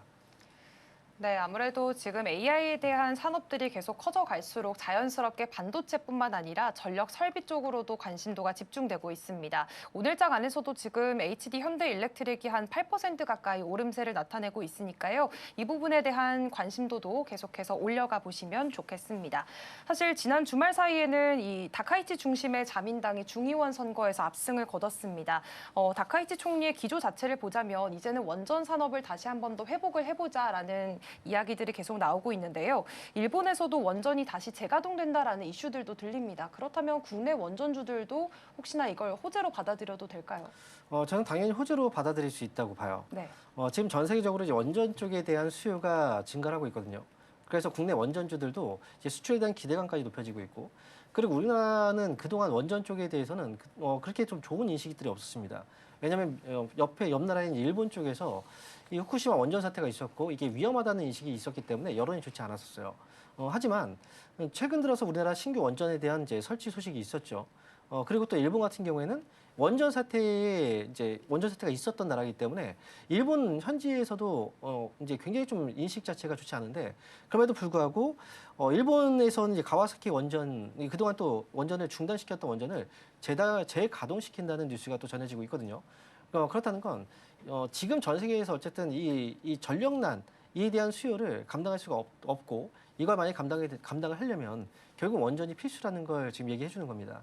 신규 원전 설치가 아니고 기존 원전을 재가동한다는 것 자체도 인식의 큰 변화가 일단 나온 거기 때문에 전 세계적인 트렌드가 이런 쪽으로 가게 된다면 결국은 국내 원전주한테는 앞으로 해외 쪽에 대한 수출 기대감이라든지 또는 신규 원전에 대한 더 기대감이라든지 이런 것들이 또 발생할 수 있다고 보셔야 됩니다. 그래서 앞에서도 얘기했지만 반도체하고 지금 데이터 센터, 전력 기자재, 그리고 이 전력을 충당시킬 수 있는 이 원전 쪽까지 결국은 같이 또 연결돼서 움직일 수 있는 섹터이기 때문에 저희가 이 방송에서도 원전 쪽은 올해는 계속해서 관심을 가져야 됩니다라고 언급을 해드렸던 것처럼 원전주 같은 경우에는 시장의 어떤 문제로 인해서 주가가 또 빠진다. 그러면 빠졌을 때 사놨다가 또 올라가면 팔고, 이런 식의 트레이딩 관점에서 전략은 충분히 가능하다. 이렇게 보시면 좋을 것 같습니다.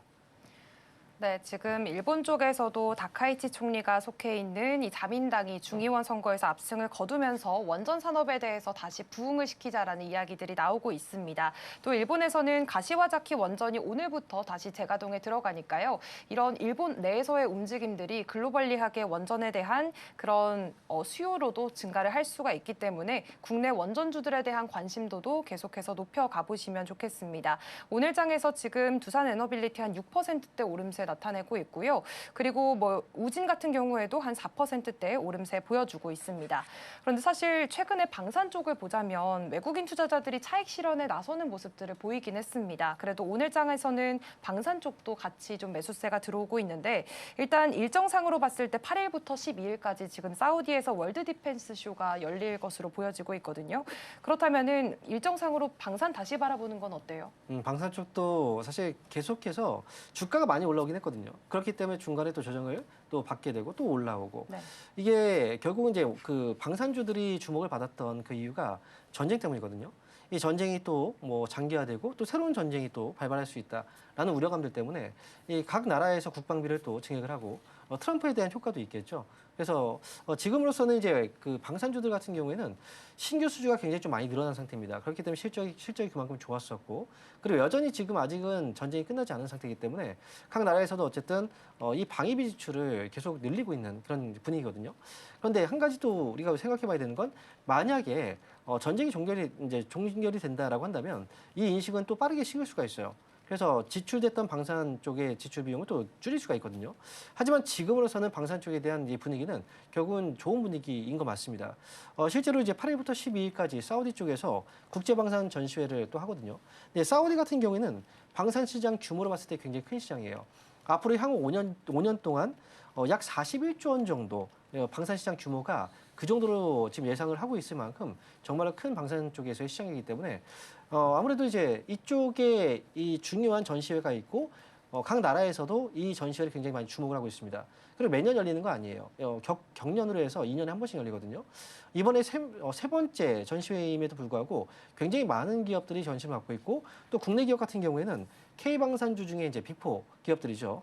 하나에어로, 그다음에 현대로템, 그리고 LG, LIG 넥스원, 그리고 한국항공우주까지 다 들어갑니다. 그래서 여기에서 결국 이제 새로운 수주, 이제 뭔가 좀 이제 큰 수주가 나올 수 있다라는 기대감들이 있기 때문에 이 방산주 같은 경우에는 기간이 일단 12일까지로 예정되어 있고 기간들이 좀 아직 여유가 있습니다. 그러니까 이 기간 동안에 그쪽에서 어떤 또 수주에 대한 소식이 들린다면 방산주 전반적으로 또 상승이 나올 수 있다라는 거 좀 그 부분도 좀 잘 참고해서 보시면 좋을 것 같습니다. 네, 지금 어쨌든 글로벌리하게 여전히 방위 지출을 각국마다 늘리고 있는 상황이고요. 또 8일부터 12일까지 사우디에서 국제 방산 전시회가 열립니다. 국내에서도 방산 4사가 모두 참여를 하고 있기 때문에 이 안에서 큰 수주가 나올 수 있다라는 기대가 많고 어떤 이야기들이 들려오는지 확인을 해보셔야 되겠습니다. 현재 구간에서 LIG 넥스원 3.8%대 오름세 보여주고 있고요. 하나 에어로스페이스도 5.9%대 강세 나타내고 있습니다. 그다음 질문으로 좀 여쭤볼게 남북 경협주가 오랜만에 좀 들썩이는 듯한 모습들이 나와서요. 지난주 금요일장에서도 이제 미국이 대북 지원을 승인한 것으로 전해지면서 좀 급등을 하는 모습인데 그동안 남북 경협주는 사실 트레이딩 관점에서 좀 바라봤잖아요. 그런데 미국의 기조 자체가 바뀐다면 조금 더 길게 바라볼 여지가 있을까요? 일단 남북경협주의 경우에는 과거 트럼프 1기 때도 주가 상승이 꽤 나왔던 섹터거든요. 네. 그 당시에는 이제 거의 친형제처럼 굉장히 좀 가까운 그런 모습들도 보여줬는데 하지만 지금 상황은 조금 다른 것 같긴 해요. 물론 이번에 이제 미국에서 이제 트럼프 정권이 이기야도 이제 집권하게 되고 그러고 나서 이제 북한 쪽에 대한 어떤 이제 친근함 그리고 뭔가 좀 관계를 맺기 위해서 여러 차례 좀 시도를 했지만 북한에서의 반응은 좀 냉담했었거든요. 그런데 트럼프 대통령도 그렇고요. 그래서 북한의 이제 김정은 결국은 이제 사람의 어떤 감정이 굉장히 좀 많이 좌지우지되는 어떤 그 사람들이에요. 그래서 만약 지금 이제 트럼프 대통령이 이렇게 북한 쪽에 얘기를 한다고 해서 바로 받아들이겠느냐 이 부분도 그렇고 만약에 받아들인다고 하더라도 또 언제 변할지 모릅니다. 그러니까 이 북한과 관련된 문제들 같은 경우에는 우리가 흔히 이제 전쟁 테마주라든지 또는 이제 그 방산 경협주 이 종목들에 대해서 이 종목 이제 이 북한과 관련된 종목들이 이제 등락을 좀 많이 보이는 경우들이 있는데 어떤 관계 구도에 따라서 하지만 이쪽은 이제 장기적으로 올라가기 좀 어려워요. 그러니까 결국은 이번 남북경협주 역시도 당발성으로 어떤 재료가 나와서 주가가 올라간다라고 한다면 물려있는 분들은 당연히 탈출해야 되고요. 그리고 또 만약에 들어가신 분들 같은 경우에는 또 단기 수익을 좀 잘 챙겨서 나오는 전략들이 지금 필요하다 이렇게 말씀드리겠습니다. 네, 일단 남북경협 이쪽으로는 이야기들이 또 언제 바뀔지 모르기 때문에 관계 구도에 따라서 장기적으로 기대해보긴 어렵다라는 말씀해 주셨고요. 지난주 금요일장에서 상한가로 마감했던 코데즈 컴바인이 오늘장 안에서도 한 2.5%대 강세 보여지고 있습니다. 현재 구간에서 지금 코스피 쪽으로는 메이저 주체들이 강하게 사들이고 있고 코스닥 쪽에서는 기관이 플러스로 다시 돌아선 모습들도 확인이 되고 있으니까요. 오후장까지 움직임 확인해 보실 필요가 있어 보입니다. 오늘 스탁포인트는 여기서 마무리하도록 하겠습니다. SCTV 황민혁 전문가와 함께했습니다. 고맙습니다. 감사합니다.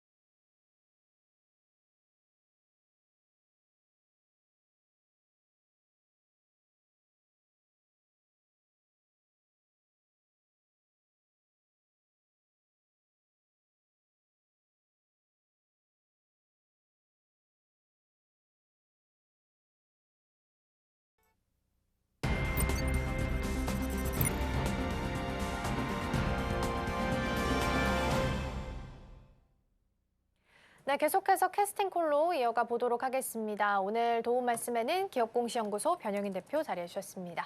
대표님 어서 오세요. 네, 고맙습니다. 네, 오늘 시장 분위기 먼저 좀 보고 가도록 하겠습니다. 일단 양시장 흐름 먼저 보면 오늘 코스피가 더 강하게 움직인 포착이 되죠. 벌써 지금 개장한 지 17분 정도 흘렀는데 4%까지 오름 세션을 하고 있고요. 코스닥은 2%대 강세 보입니다. 외국인 투자자가 일단은 좀 들어와주고 있는 모습들 확인이 되고 있는데요. 사실 앞서서 코너에서 제가 브리핑했던 것처럼 오늘 환율 좀 봐야 된다라는 말씀 좀 드렸습니다. 자민당이 압승을 했기 때문에 아무래도 엔저 현상이 지속될 수 있어서 연동됐는지 보셔야 된다라는 말씀 드렸었는데 지금 봤을 때는 크게 튀는 모습은 없는 것 같네요. 1,460원대 지금 유지가 되고 있습니다. 먼저 대표님 오늘 개장 분위기 어떻게 해석할까요? 코스피 벌써 4% 상승하고 있습니다. 네, 우선 뭐 지난주에 이 제이슨 왕 CEO가 AI 대규모 투자에 관련된 부분들, 이 부분은 큰 기회가 될 것이다라고 좀 언급이 있었죠. 이 부분이 전반적인 어떤 빅테크 기업들의 어떤 수급 기대감을 좀 반영시켰고, 이 부분이 지난주 워시 쇼크 이후에 수급 변동성이 좀 크게 작용이 됐던 국내 증시의 시초 흐름을 좀 긍정적으로 좀 가져가게 된 그런 계기가 좀 되고 있지 않나라고 좀 판단이 좀 되고 있습니다. 특히 일단 뭐 금과 은 가격에 대한 이 단기적인 어떤 이 변동성, 특히나 은 가격에 대한 변동성들이 마진콜 청산에 대한 해지 자금으로 좀 활용이 되면서 이 부분은 뭐 사실 뭐 위험 자산인 뭐 주식의 매도로 좀 이어질 수 있는 부분들, 이 부분도 수급적인 어떤 영향이 일조를 좀 했는데, 대체적으로는 어떤 가격의 어떤 지표선들이 다소 좀 완화된 점들, 이런 부분들은 긍정적인 어떤 흐름이 좀 되지 않았나라고 좀 판단이 좀 되고 있습니다. 증시의 탁금에 대한 기조가 일단 뭐 사상 최고치를 경신한 이후에 현재까지도 뭐 여전히 안정적인 어떤 수급 유입을 좀 가져오는 흐름들, 특히나 최근 뭐 지난주 한 2거래일 정도 낙폭이 좀 크게 확대됐던 코스피, 뭐 코스닥 시장의 어떤 이 저가 매수세에 상당히 좀 기여를 했던 창구가 좀 개인이었죠. 상당히 좀 풍부한 유동성을 좀 바탕으로 해서 이 단기 낙폭에 대한 어떤 이 매수세가 유입되면서 지수의 어떤 방어를 좀 이끌지 않았나라고 좀 판단이 좀 되고 있고, 다만 워시 쇼크에 관련된 불확실성들이 뭐 수급 변동의 어떤 요인들은 좀 될 수 있겠지만, 우리가 좀 봐야 될 어떤 부분들은 극단적으로 뭐 금리가 매파적으로 좀 간다, 뭐 이렇게 좀 확정하기보다는 다소 이제 그런 어떤 리스크 요인들이 일단 조정이 좀 빌미가 된다, 이 정도만 좀 판단하면 좋을 것 같고요. 대체적인 어떤 흐름들 보면 여전히 반도체 섹터에 대한 사이클, 이 부분에 대한 가격 상승 기조가 시총 상위 종목들, 특히나 반도체 대형주 내지는 소부장주 종목들의 낙수 효과를 좀 이어지시는 부분들이기 때문에 이런 것들을 좀 감안해 보면 오히려 좀 조정은 좀 매수액이 좀 될 수 있는 점 잘 참고하면 좋을 것 같습니다. 네, 그러니까요. 지금까지 왔을 때는 우리가 조정이 나오면 그때가 항상 매수의 기회였다라는 거는 학습 효과를 통해서 좀 배우고 있는 게 아닐까 싶습니다. 오늘도 4%대 강세 보이면서 움직임 좀 체크가 되고 있습니다. 오늘 이렇게 오르는 건 너무 좋은데요, 대표님. 사실 설 연휴도 앞두고 있고 2월에 대한 옵션 만기도 대기를 하고 있는 상황이라서 위든 아래든 변동성이 굉장히 커질 수 있다라는 부분은 우리가 염두를 하면서 계속 좀 전략을 세워야 될까요?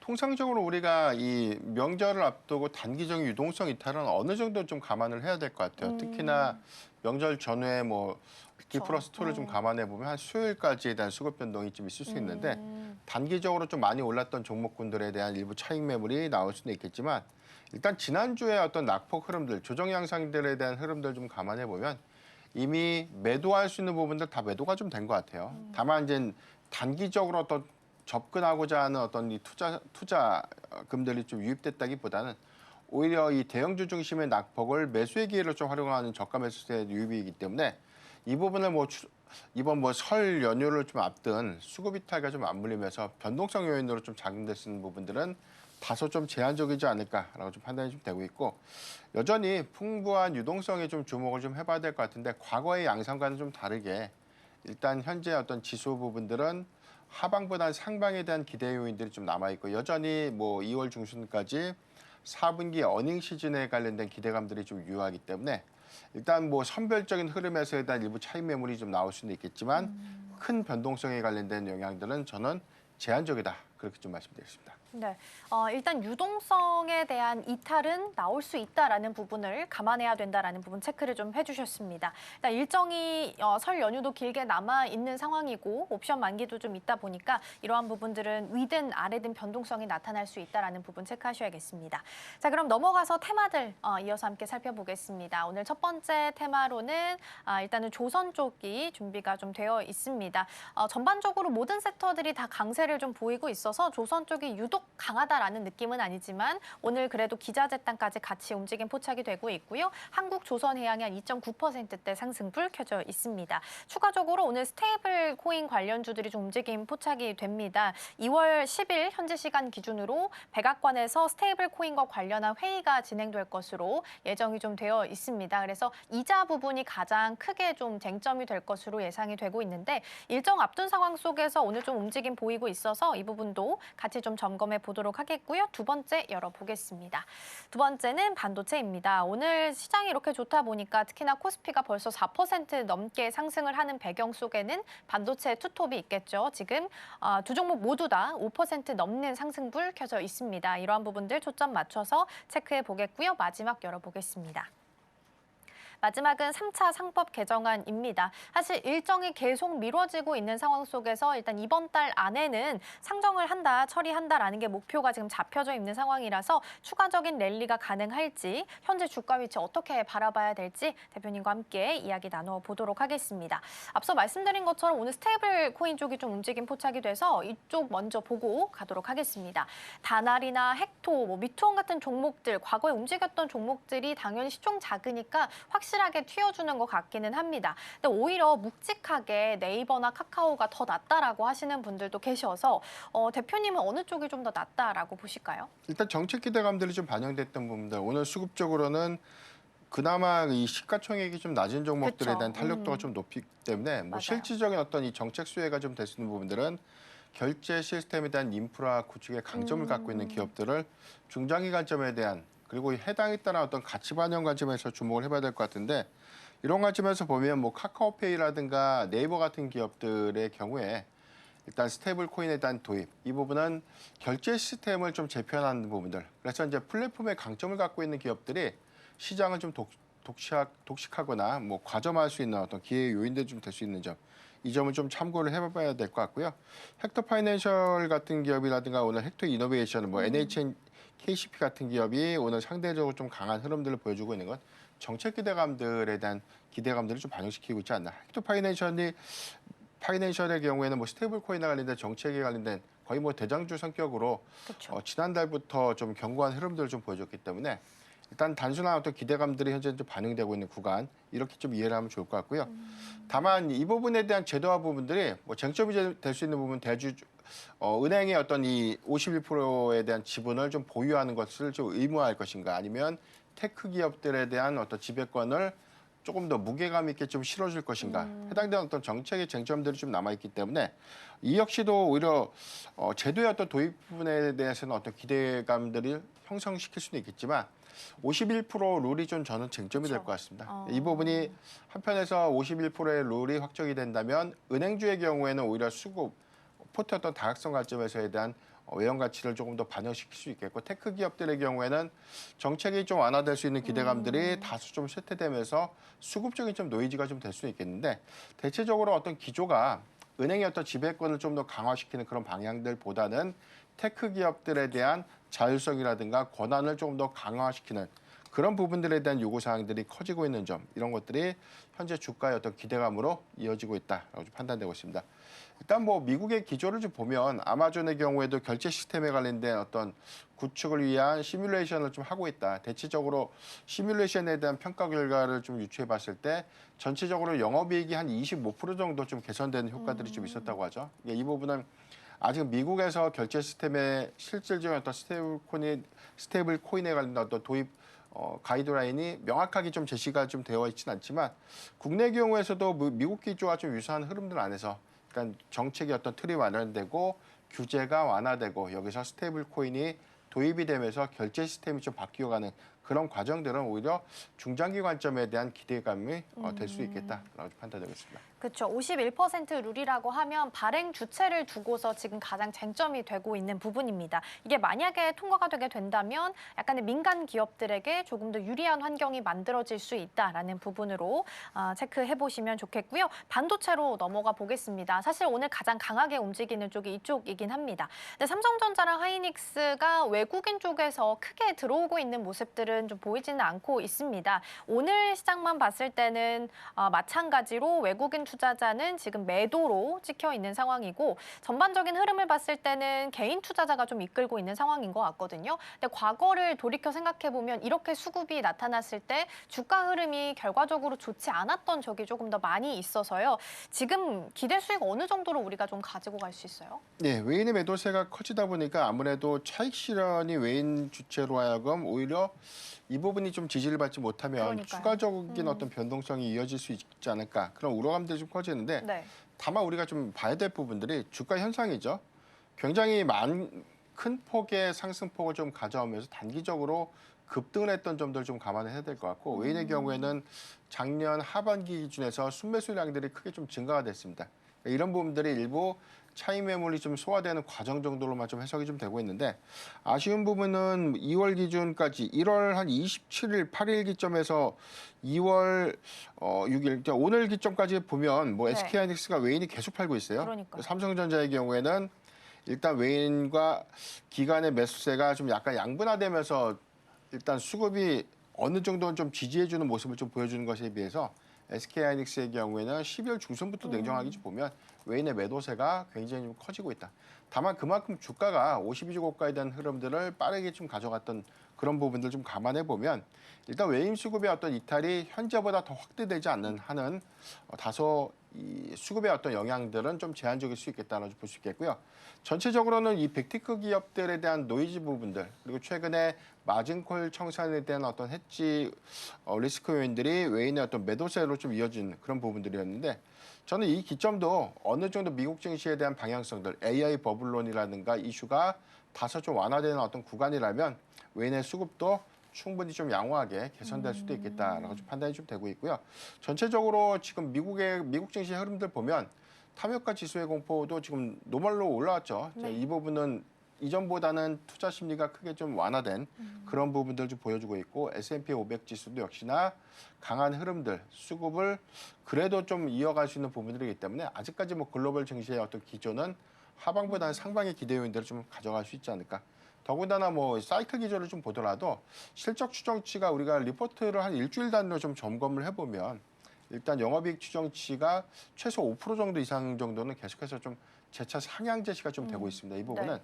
단순한 기대 요인들보다는 최근에 메모리 가격의 어떤 상승폭들, 특히나 트렌드 포스가 1분기의 전체적인 어떤 메모리 가격의 상승 기조를 공급사의 어떤 이 통보된 어떤 고객사 통보 단가보다도 더 확장된 어떤 상향 가치를 좀 반영시키고 있다는 점이죠. 이 부분은 1분기에 국한되는 것이 아니라 2분기 그리고 3분기까지 메모리 가격의 어떤 확장세들은 아직까지 증설 투자가 크게 이루어지지 않는 한 쇼티지, 공급 부족 사태 또는 공급자 우회 시장이 당분간 좀 이어질 수 있겠다라고 좀 판단하고 있습니다.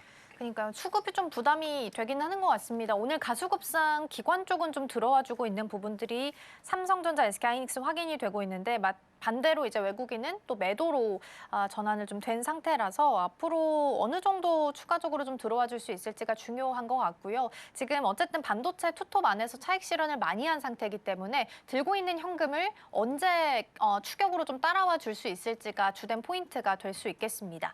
그럼 대표님 지금까지 우리가 메모리 가격 계속 상승하기 때문에 삼성전자랑 하이닉스 실적 잘 나올 거다라고 하면서 긍정적으로 평가를 좀 내렸는데 그 최근 주말 사이에 나온 거 보니까 MLCC 가격도 한 20% 올랐다라고 하더라고요. 네네. 그러면 MLCC 또한 관련주도 이제 본격적인 상승의 초입에 놓였다 우리가 볼 수 있어요? 소켓의 양산이 시작되다 보니까 아무래도 저전력 반도체에 대한 수요가 크게 좀 증가될 수 있겠고 저전력 반도체 수요가 증가되는 요인들은 MLCC의 수요량과 맞물리면서 확장 기조를 좀 보일 수 있는 부분들인데 일단 이 부분은 방향성 같습니다. 뭐 특히나 HBM에 집중됐던 부분들이 글로벌 갑자기 뭐 전방 수요가 안 좋았다가 갑자기 좋아졌다 이런 부분들의 해석보다는 네.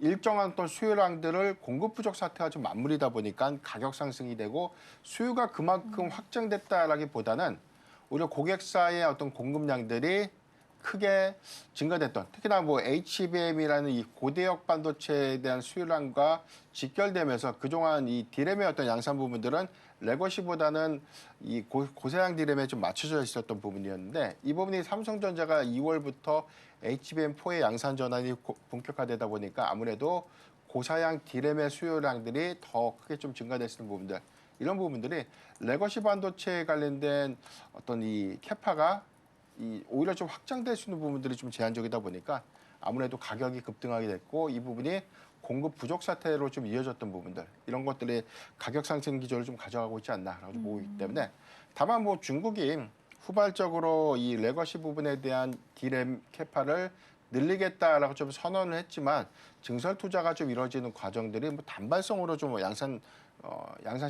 좀 확대할 수 있는 그런 부분들 시점의 어떤 차이는 좀 있죠. 그렇기 때문에 뭐 최소한 1년 반에서 2년 정도에 대한 시간이 좀 남아 있는 부분들이기 때문에 일단 그 전략 부분들은 뭐 삼성전자나 SK하이닉스가 이번 컨퍼런스 콜에서 보수적인 캐펙스 투자 기조보다는 그래도 증설이라는 키워드를 좀 제시했던 부분에서 오히려 이런 부분들은 전체 총량을 확장시킬 수 있는 부분. 그래서 이제 가격 상승 기조와 좀 맞물리면서 안정적인 어떤 이익 확장을 이어갈 수도 있겠다라고 보고 있고요. 최근에 뭐 이 MLCC에 대한 수요량들이 좀 직결되다 보니까 삼성전기의 주가 가치가 굉장히 좀 큰 기대감들을 좀 반영시키면서 맞아요. 그 이전까지만 하더라도 굉장히 좀 무겁게 가져갔던 삼성전기가 최근에 수급 탄력도가 증시의 어떤 변동성임에도 불구하고 굉장히 좀 견고한 모습을 좀 보이고 있지 않나라고 보고 있고 올해 연간 실적 추정치도 재차 좀 상향되고 있는 부분들을 보이기 때문에 뭐 기판이라든가 MLCC에 관련된 어떤 이 외형 확장 부분들 이 부분도 충분한 좀 업사이드가 저는 될 수 있다라고 보고 있습니다. 조금 무겁게 간다 하면 사실 삼성전기 오늘 한 3.8% 움직임 나타나고 있고요. 좀 가볍게 간다 치면 삼화콘덴서일 텐데 이 종목이 한 4%대, 그러니까 3에서 4% 정도로 움직임 좀 포착이 되고 있으니까 MLCC에 대한 부분들도 함께 좀 체크를 해보시면 좋겠습니다. 다음으로 3차 상법 개정안 쪽으로 넘어가 보겠습니다. 일단 일정이 계속 변동이 되고 있어서 나올 때마다 움직임이 포착이 좀 되고 있긴 한데 일단 이번 달 안에 처리하는 게 목표다라는 게 가장 최근에 나온 뉴스긴 합니다. 단기적으로 수급 영향도는 우리가 어떻게 좀 체크를 해볼 수 있을까요? 네, 일단 최근에 나온 이 보도의 업데이트 내용들을 보면 이번 주 13일 날 이제 공청회를 지금 개최해서 이 가장 큰 화두가 될 수 있는 부분이 자사주 소각 의무화. 그렇죠. 이 부분에 대한 강제성을 좀 줄 것인가. 그렇다면 이제 기존에 취득했던 자사주를 강제적으로 처분할 수 있도록 명문화를 좀 시킬 것인가. 네. 아니면 신규 취득한 자사주에 대해서 일정 시점, 일정 기간까지 처분하도록 유인할 것인가. 그러니까 이 부분이 좀 쟁점이 좀 될 것 같고요. 일단 이번 뭐 공청회를 통해서 빠르면 이번 2월 26일이죠. 국회 본회의에 상정해서 처리를 하겠다라는 부분들 나오고 있고 늦어도 3월 초에는 그쵸. 처리가 좀 되지 않을까라는 기대감들이 좀 나오고 있는데 사실 지난 3차 상법 개정안이 12월 말에도 처리가 좀 되지 못했던 가장 큰 이유가 사실 자사주에 대한 이 강제 소각 부분들인데 신규 취득 부분에 대한 어떤 쟁점들보다는 기존에 보유하고 있던 이 자사주 부분이 가장 큰 화두가 되지 않나. 물론 이익이 많이 나는 기업들의 경우에는 보유하고 있는 자사주를 처분해서 총 주주 환원율을 좀 상향시킬 수 있는 그런 계기가 좀 될 수 있는데 반대로 뭐 2차 전지 업종이라든가 뭐 그 이외 업종들처럼 최근에 업황이 부진하고 있고 많은 투자 자금들이 좀 필요한 그런 기업들이 보유하고 있는 자사주는 사실상 회사가 활용할 수 있는 재원이기도 합니다. 자사주를 처분해서 시설을 좀 투자할 수 있는 재원. 만약에 이런 부분을 강제로 하게 된다면 향후에 유상증자를 통해서 자금을 조달할 수밖에 없는 상황인데 그렇다면 발행 주식이 더 늘어나는 부분들이기 때문에 주주의 입장에서는 오히려 이 주가 가치의 희석 요인들 때문에 주가가 조정을 받는 그런 어떤 두려움도 좀 남아 있다는 점 이런 것들도 좀 잘 참고를 해야 될 것 같고요. 다만 이제 3차 상법 개정안이 이제 3월 주주총회를 좀 앞두고 있는 어떤 부분들이기 때문에 빠르면 2월 26일 늦어도 뭐 3월 초에 처리가 된다면 아마 3월 정기 주주총회를 좀 통해서 일단 자사주에 관련된 또 소각이라든가 이런 방향성들이 좀 더 구체화될 수 있는 부분들이 뭐 지주사, 뭐 증권주, 그다음에 은행주들의 어떤 기회 요인들이 좀 될 수 있겠고 반대로 좀 저는 리스크 요인들이 좀 될 수 있는 부분이 상법 개정안이 강제 소각에 대한 어떤 부분들 이런 조항을 기존에 보유하고 있는 자사주 부분까지 만약에 포함을 해준다면 일단 자사주를 상법 개정안이 시행되기 이전에 처분할 수도 있는 그러니까 자사주를 이제 제3자에게 좀 처분하게 된다면 또는 뭐 교환사채를 발행해서 자사주와 좀 맞교환하는 그런 부분들에 관련된 의사결정들이 좀 이어진다면 이 부분은 잠재적인 매물이 좀 나올 수 있는 부분들이기 때문에 일단 주가 가치에 관련된 희석 우려감으로도 좀 작용할 수 있는 그런 부분들이기 때문에 저는 일단 상법 개정안에 대한 어떤 기태를 좀 주목을 좀 해보되 일단 이 부분이 그동안 이 자사주에 관련된 어떤 소각에 다소 좀 인색했던 기업들의 경우에는 오히려 자사주 처분이 나올 수 있는 그런 리스크 요인들도 잘 감안을 좀 해봐야 되지 않을까 좀 판단하고 있습니다.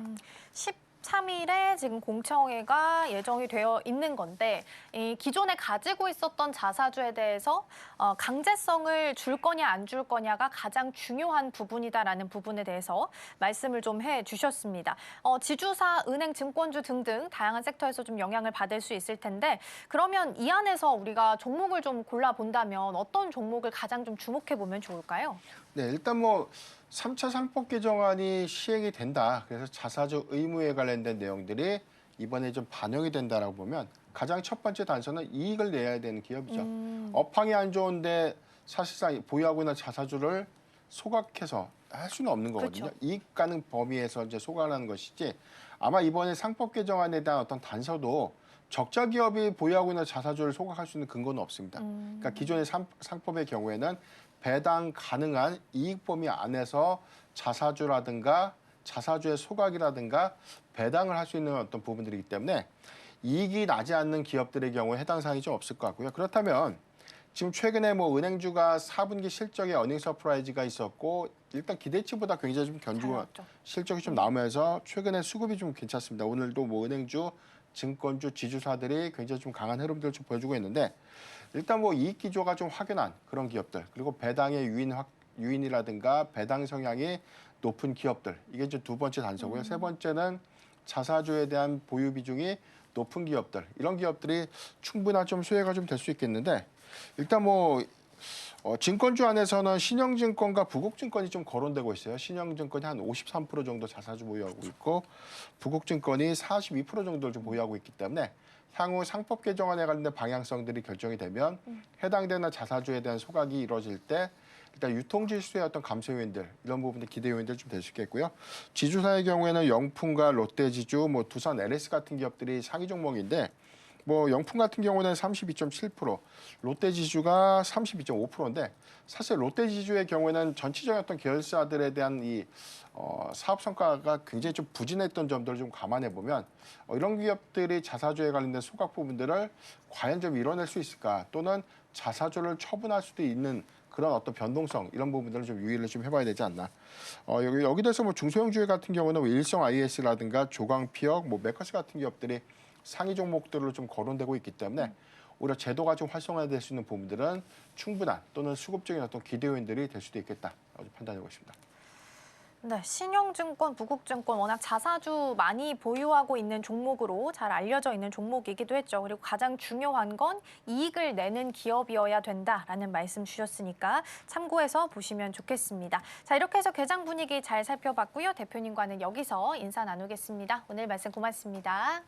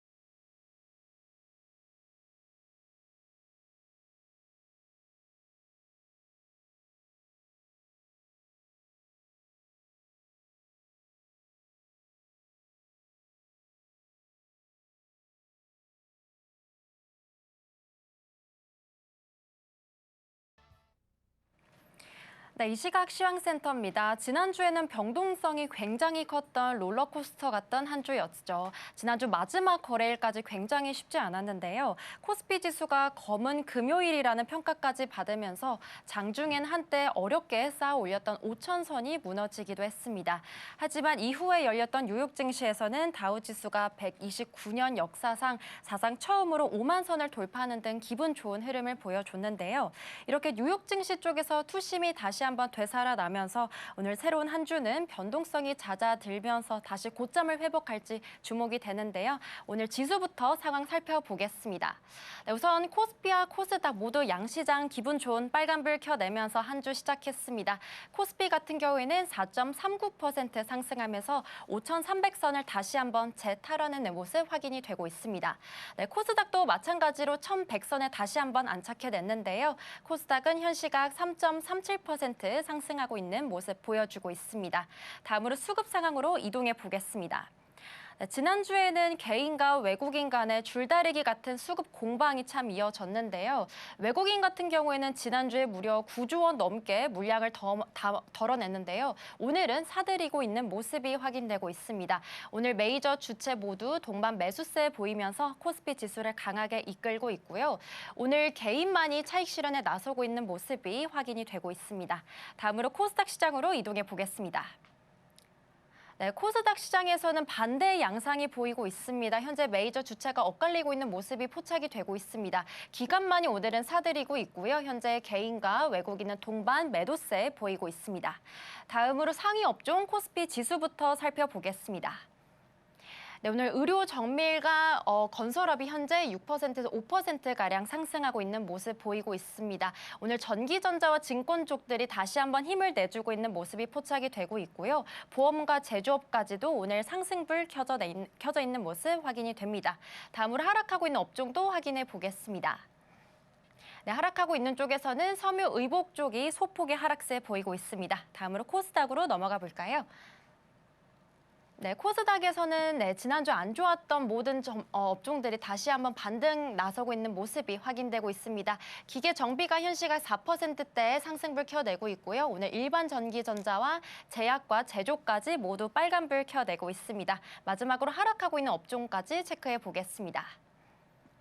네, 하락하고 있는 쪽에서는 우선 운송이 0.87% 하락하고 있고요. 오늘 섬유와 비금속 쪽까지 오늘은 파란불 켜내고 있는 모습 확인이 되고 있습니다. 다음으로 거래대금 상위 종목 코스피 시장부터 확인해 보겠습니다. 네, 우선 반도체 투톱이 오늘 굉장히 장 초반부터 강하게 힘을 내주고 있습니다. 현재 삼성전자와 하이닉스 모두 거의 6%가량의 상승불 켜내고 있는데요. 우선 뉴욕 증시에서부터 반도체 주 쪽이 굉장히 좋았죠. 필라델피아 반도체 지수도 5.7%가량 상승했는데요. 젠슨왕 엔비디아 CEO가 AI 인프라 투자에 대해서 낙관적인 전망을 펼치면서 반도체 주 쪽의 투심이 다시 한번 되살아나게 됐습니다. 브로드컴도 마찬가지로 7% 상승하는 등 굉장히 좋은 흐름이 이어졌는데요. 오늘 미국 증시에서 이런 훈풍이 국내 증시에서도 연결되는 모습이 계속 포착이 되고 있습니다. 네, 하나솔루션도 오늘 7.8%가량 굉장히 좋은 흐름을 보여주고 있습니다. 하나솔루션 같은 경우에는 이달 들어 주가가 무려 50% 급증하기도 했는데요. 일론 머스크 CEO의 이 태양광 활용 구상 소식이 강한 촉매가 되기도 했고요. 또 하나솔루션의 태양광 부문에 대한 이 실적도 크게 개선될 거다라는 기대감이 또 증권사들의 목표 주가 상향 조정까지 이어지기도 했습니다. 우선 하나솔루션 현 시각 45,000원 선에서 거래되고 있고요. 두산 에너빌리티 같은 경우에도 뉴욕 증시에서의 훈풍이 좀 영향을 줬습니다. 우선은 뉴스케일 파워도 18%대 상승을 했고요. 또 오클로도 14%대 상승하는 등 뉴욕 증시에서 원전주의 흐름이 오늘 국내 증시까지 연결되는 모습 확인되고 있습니다. 네, 현대차도 오랜만에 다시 한번 빨간불 켜내고 있는 모습 확인이 되고 있습니다. 다음으로 코스닥 시장으로 넘어가 보겠습니다. 네, 우선 코스닥 시장에서는 지난주 흐름이 좋았던 삼표 시멘트 쪽에서 오늘 강한 차익 실현 물량이 나오고 있습니다. 현 시각 6.7%가량 하락불 켜내고 있고요. 오늘 에코프로도 2.7%대 빨간불 켜내고 있습니다. 코스닥 시장에서도 마찬가지로 반도체 로봇 쪽이 굉장히 오늘 상승 탄력이 좋은데요. 제주반도체가 현 시각 11%대 두 자릿수 상승률 기록하고 있습니다. 다음으로 헥토파이낸셜도 21%대 넘게 불기둥 채우고 있는 모습 확인되고 있습니다. 그 뒤를 이어서 LK 삼양까지 오늘 상승세 보여주고 있는 모습 확인이 되고 있습니다. 다음으로 코스피 시가총액 상위 종목 움직임도 체크해 보겠습니다. 네, 오늘 전반적인 모든 업종이 굉장히 기분 좋은 흐름이 나오고 있습니다. 현시가 반도체 투톱이 코스피 지수를 강하게 이끌어주고 있고요. 오늘 하나 에어로스페이스와 또 HD 현대중공업 그리고 HD 한국조선해양이 오늘 1분기 실적 발표가 나오는 날입니다. 이 부분 체크해 보시면 좋을 것 같고요. 오늘 현대차 그리고 기아도 현시가 2% 가까이 상승폭을 켜내고 있습니다. 네, 두산 에너빌리티도 현시가 7%대 강한 상승 탄력 받아가고 있는 모습 확인되고 있습니다. 다음으로 코스닥 시장도 이동해 보겠습니다. 네, 지난주에는 이 비만 치료제 쪽이 저가형 제품이 출시될 거란 전망에 굉장히 약세를 보였는데요. 오늘 바이오 쪽 다시 한번 반등에 나서고 있는 모습들이 포착이 되고 있습니다. 우선 에코프로 그룹주들이 현시가 2%대 가까운 상승폭을 켜내고 있는 모습이 확인되고 있습니다. 앞서 말씀드린 것처럼 코스닥 시장에서도 로봇 쪽이 오늘 굉장히 좋은 시세를 또 내주고 있는데요. 현시가 레인보우 로보틱스가 거의 6% 가까운 강한 상승 탄력 받아가고 있습니다. 지난주에 흐름이 안 좋았던 삼천당제약과 그리고 리가켄바이오, HAB일까지도 오늘 다시 한번 강한 반등에 나서고 있는 모습이 포착이 되고 있고요. 현시가 코스닥 시총 상위 종목에서는 케어젠만이 파란불 켜내고 있는 모습이 확인되고 있습니다. 네, 펩트론과 코론 키슈진까지 오늘은 상승권에 위치해내고 있는 모습이 확인되고 있습니다. 남은 오후장까지 저희 서울경제TV 함께 상승 전략 세워보시기 바라겠습니다. 지금까지 시황센터에서 전해드렸습니다. 네, 오늘 미국발 훈풍을 타고 양시장 흐름 괜찮습니다. 지금 코스피 4.4%대 상승불 그대로 유지하고 있는 상황이고요. 코스닥도 3%대 강세 보입니다. 특히 코스닥에서는 외국인 투자자가 매도였다가 지금은 소폭이지만 매수로 돌아선 부분도 함께 확인되고 있습니다. 앞서 말씀드린 것처럼 스테이블 관련주들 움직임 포착이 됩니다. 헥토 이노베이션이 오늘 IR 예정이 좀 되어 있습니다. 헥토 파이낸셜의 최대 주주죠. 그러다 보니까 헥토 파이낸셜이 가장 크게 상승불 켜면서 20% 넘는 상승불 현재 21%까지 오름세 시현하고 있습니다. 관련한 종목들과 테마들 함께 체크해 보셔도 좋겠습니다. 저희가 방송 중에 제공해드린 정보는 투자 판단을 위한 조언일 뿐 해당 종목의 가치와 수익률은 보장하지 않습니다. 저희는 내일 더 다양한 소식 준비해서 돌아오겠습니다. 시청해주신 여러분 고맙습니다.